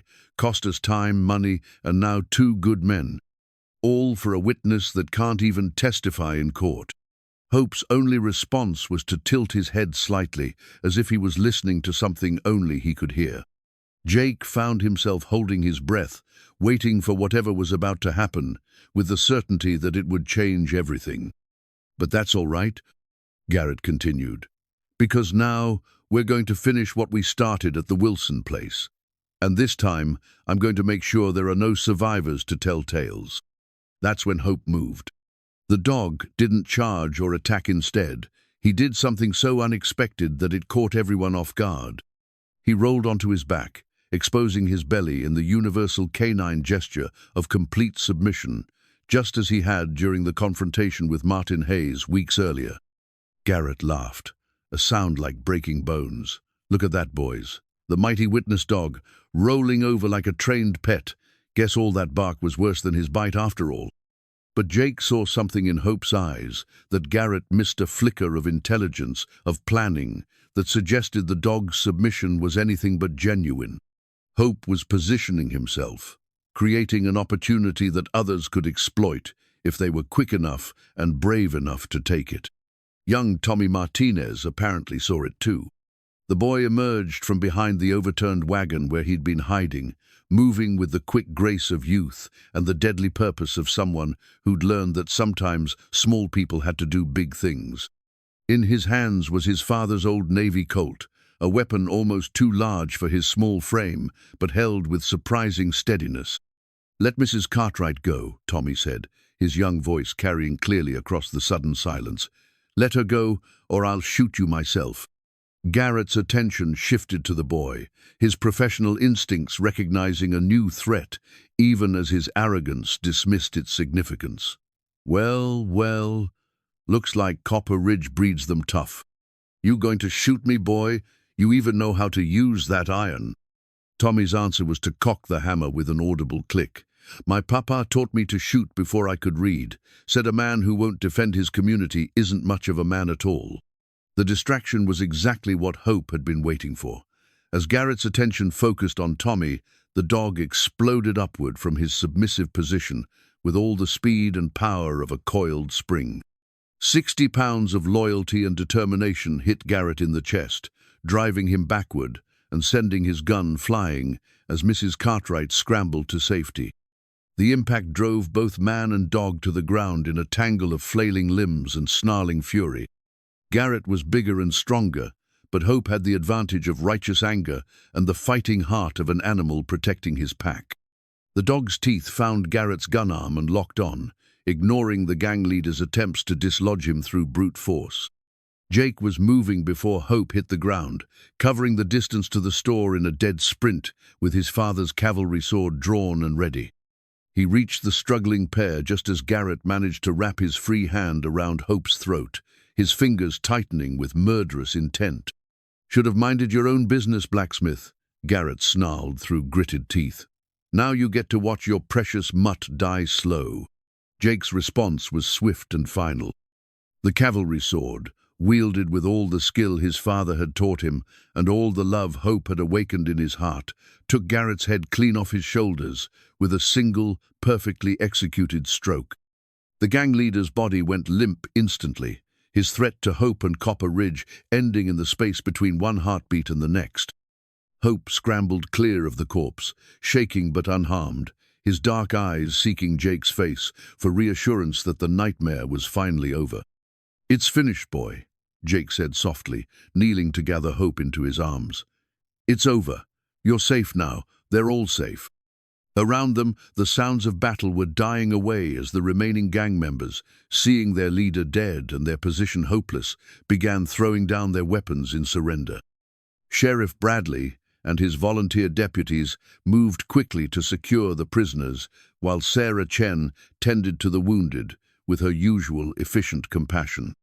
But Jake's attention was focused entirely on Hope, checking the dog for injuries while whispering words of comfort and pride. The collar around Hope's neck had protected him from the worst of Garrett's choking grip, and apart from some minor cuts and bruises, he seemed miraculously unharmed. "You brave, wonderful boy," Jake murmured, feeling tears he hadn't shed in years coursing down his cheeks. "You saved them all. You saved everyone." Hope's response was to press closer to Jake's chest, his tail wagging with the quiet contentment of a job well done. The dog who'd once cowered in the dust, broken and afraid, had found his courage and used it to protect the people who'd shown him kindness. Young Tommy Martinez approached cautiously, his father's gun now safely holstered, but his face glowing with the pride of someone who'd faced down evil and emerged victorious. "Is Hope okay?" the boy asked, his voice trembling slightly with the aftermath of adrenaline and fear. "He's going to be fine," Jake assured him, reaching out to ruffle Tommy's dark hair. "Thanks to you, that was the bravest thing I've ever seen, son. Your distraction gave Hope the opening he needed." Tommy's chest swelled with pride, but his expression remained serious. "I couldn't let him hurt Mrs. Cartwright. Or Hope. They're family now, you know." Jake felt his throat tighten at the simple truth in the boy's words. Over the past weeks, Hope had become more than just a rescued animal. He'd become a symbol of what was possible when people chose compassion over cruelty, when they decided that some things were worth fighting for, regardless of the personal cost. Mrs. Cartwright appeared at Jake's elbow, her earlier terror replaced by the kind of fierce maternal pride that came from watching her community's children display courage beyond their years. "That dog saved my life," she said firmly, reaching out to stroke Hope's head with gentle fingers. "I owe him a debt I can never repay." "We all do," added Father Martinez, who was approaching with his wounded arm bound in one of Sarah's improvised slings. "Hope reminded us that sometimes the most broken among us carry the strongest hearts." Around them, Copper Ridge was slowly returning to something resembling normal as the immediate crisis passed. The surviving gang members were being secured with ropes and chains, destined for transport to the territorial prison where they would answer for their crimes. The wounded were being tended by Sarah and her volunteer assistants, their injuries serious but not life-threatening, thanks to the quick action of the town's defenders. But more than the physical battle had been won that morning. Something had changed in the people of Copper Ridgea, recognition that they were capable of more than they'd ever imagined, that ordinary citizens could become heroes when the situation demanded it. Jake rose to his feet, still cradling hope in his arms, and looked around at the faces of his neighbors. These weren't the same people who'd gathered weeks ago to argue about whether a stray dog was worth the trouble of saving. They'd been tested by fire and emerged as something stronger, more unified than they'd ever been before. "Sheriff," Jake called to Bradley, who was supervising the securing of the prisoners. "What happens to the reward money?" "That poster outside Martin's saloon promises $1,000 for Garrett, dead or alive." Bradley looked up from the ropes he was checking, his weathered face creasing in a rare smile. "I reckon that belongs to whoever brought him to justice. And from where I stand, that would be you and Hope here." A murmur of agreement rose from the gathered townspeople, but Jake was already shaking his head. "The money belongs to the town. Use it to rebuild what was damaged today, to help the families that were affected. Hope and we've got everything we need." The dog in his arms seemed to understand the generosity of the gesture, his tail wagging as he looked around at the faces of the people who'd stood with him against impossible odds. These weren't the terrified, selfish individuals who'd once demanded his exile. These were his people now, his pack, and they'd proven themselves worthy of the loyalty he'd offered. Sarah Chen appeared beside them, her medical bag slung over her shoulder and a satisfied expression on her face. "The wounded will all recover," she announced. "We were lucky brave, but also lucky. Things could have gone much worse." "They would have, without Hope," Jake replied, scratching behind the dog's ears. "He's the one who created the opening we needed. He's the one who reminded us all what we were fighting for." As the immediate excitement began to die down, Jake found himself thinking about the journey that had brought them all to this moment. It had started with a simple act of kindness, kneeling in the dust beside a broken animal and offering comfort to something that expected only cruelty. That single moment of compassion had grown into something larger, something that had transformed not just Jake and Hope, but their entire community. The wooden toy horse that had revealed Hope's connection to the Wilson family was still tucked safely in Jake's pocket, but he realized now that its significance had changed. It was no longer a mystery to be solved or a link to a tragic past. It was a reminder that love could survive even the worst that humanity had to offer, that hope could emerge from the darkest circumstances. The blood-stained bandana that had revealed the truth about Hope's past was evidence in a case that would now see justice served. The Garrett gang would face trial for their crimes, and the Wilson family would finally have the justice they deserved. But more than justice had been served that day. A community had discovered its own strength, its own capacity for heroism, when the stakes were high enough and the cause was worthy. They'd learned that ordinary people could accomplish extraordinary things when they stood together, when they refused to let fear overcome their better angels. Hope stirred in Jake's arms, his dark eyes meeting his rescuer's gaze with an expression of perfect trust and contentment. The dog who'd once cowered in terror at the sound of human voices was now surrounded by people who would gladly risk their lives to protect him. The collar around his neck, the beautiful creation Jake had crafted during those quiet evenings in his shop, bore a new significance now. It wasn't just a symbol of ownership or care, but a badge of honor that marked Hope as a hero who'd earned his place in the hearts of everyone who'd witnessed his courage. As the sun climbed higher over Copper Ridge, casting away the shadows where fear and doubt had once hidden, Jake Morrison stood surrounded by his neighbors and held the dog who'd changed everything. The battle was over, the enemy defeated, and the future stretched ahead with possibilities that neither man nor dog could have imagined when they'd first found each other in the dust of a desert street. Hope was home. They all were. The new wooden sign hanging above Jake's blacksmith shop creaked gently in the evening breeze, its freshly painted letters bright against the weathered wood. Morrison Hope, blacksmith, guardian. 6 months had passed since the battle with the Garrett gang, and Copper Ridge had settled into a rhythm that was both familiar and fundamentally changed by the events of that violent morning. Jake paused in his evening cleanup to admire the sign that Tommy Martinez had carved and painted as a surprise gift. The boy had captured not just the business partnership between man and dog, but something deeper, the recognition that Hope had become more than a rescued animal. He was now officially the town's guardian, a position that came with both respect and responsibility. "What do you think, partner?" Jake asked Hope, who was lying in his customary spot near the forge, his dark eyes alert as he monitored the shop and the street beyond. "Think Tommy got the lettering right?"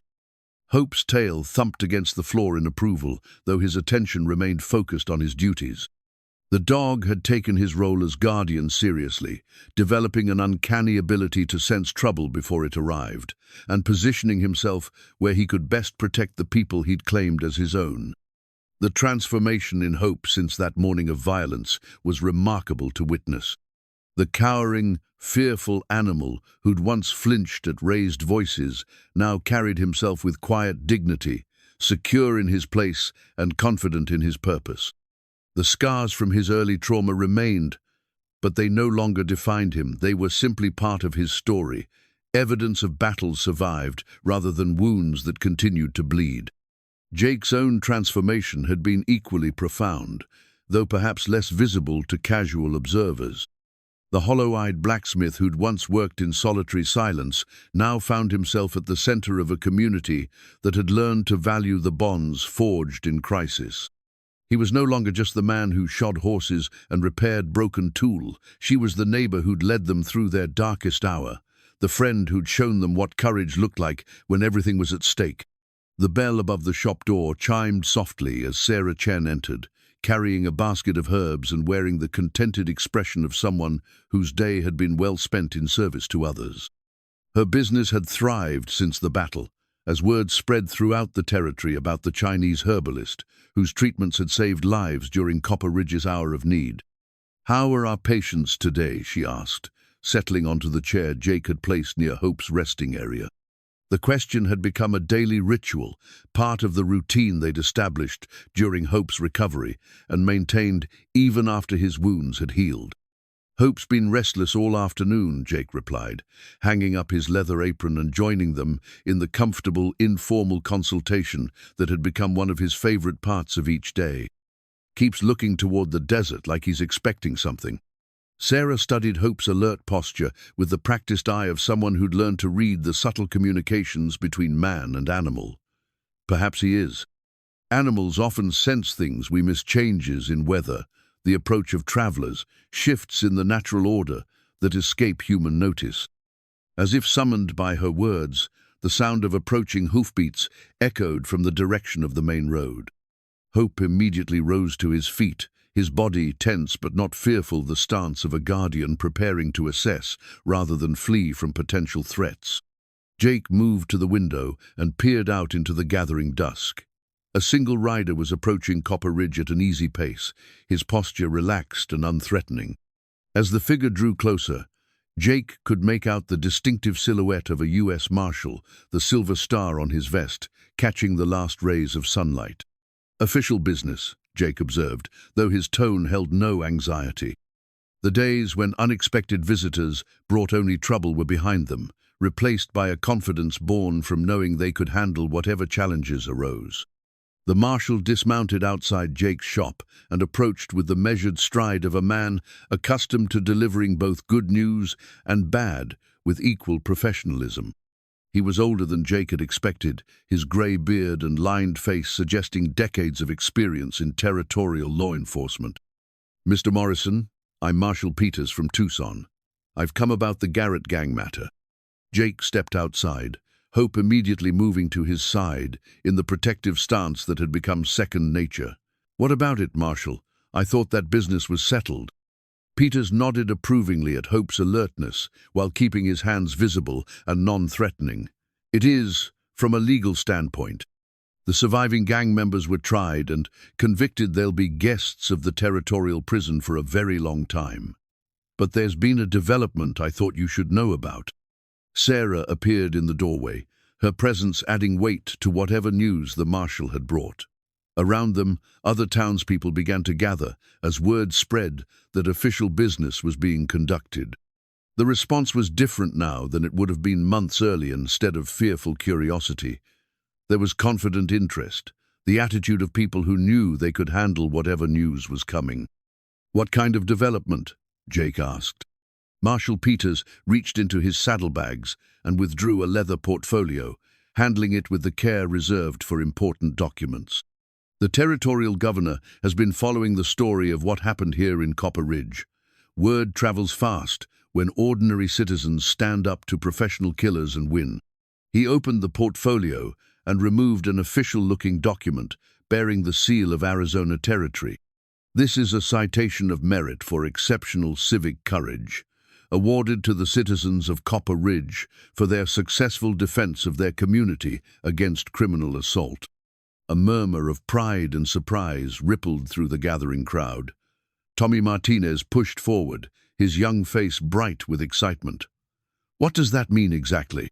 "It means your town has been officially recognized for doing something remarkable," Peters explained. "But there's more. The governor has also authorized a special commendation for your guardian here." The marshal knelt beside Hope, who submitted to the attention with the patient dignity he'd learned to display during official occasions. From his portfolio, Peters produced a small leather collar with a brass plate attached. "This is an official recognition of Hope's service as a guardian animal," he announced, reading from the engraved plate. "For extraordinary courage in the protection of innocent life and the preservation of justice, awarded by the governor of Arizona Territory."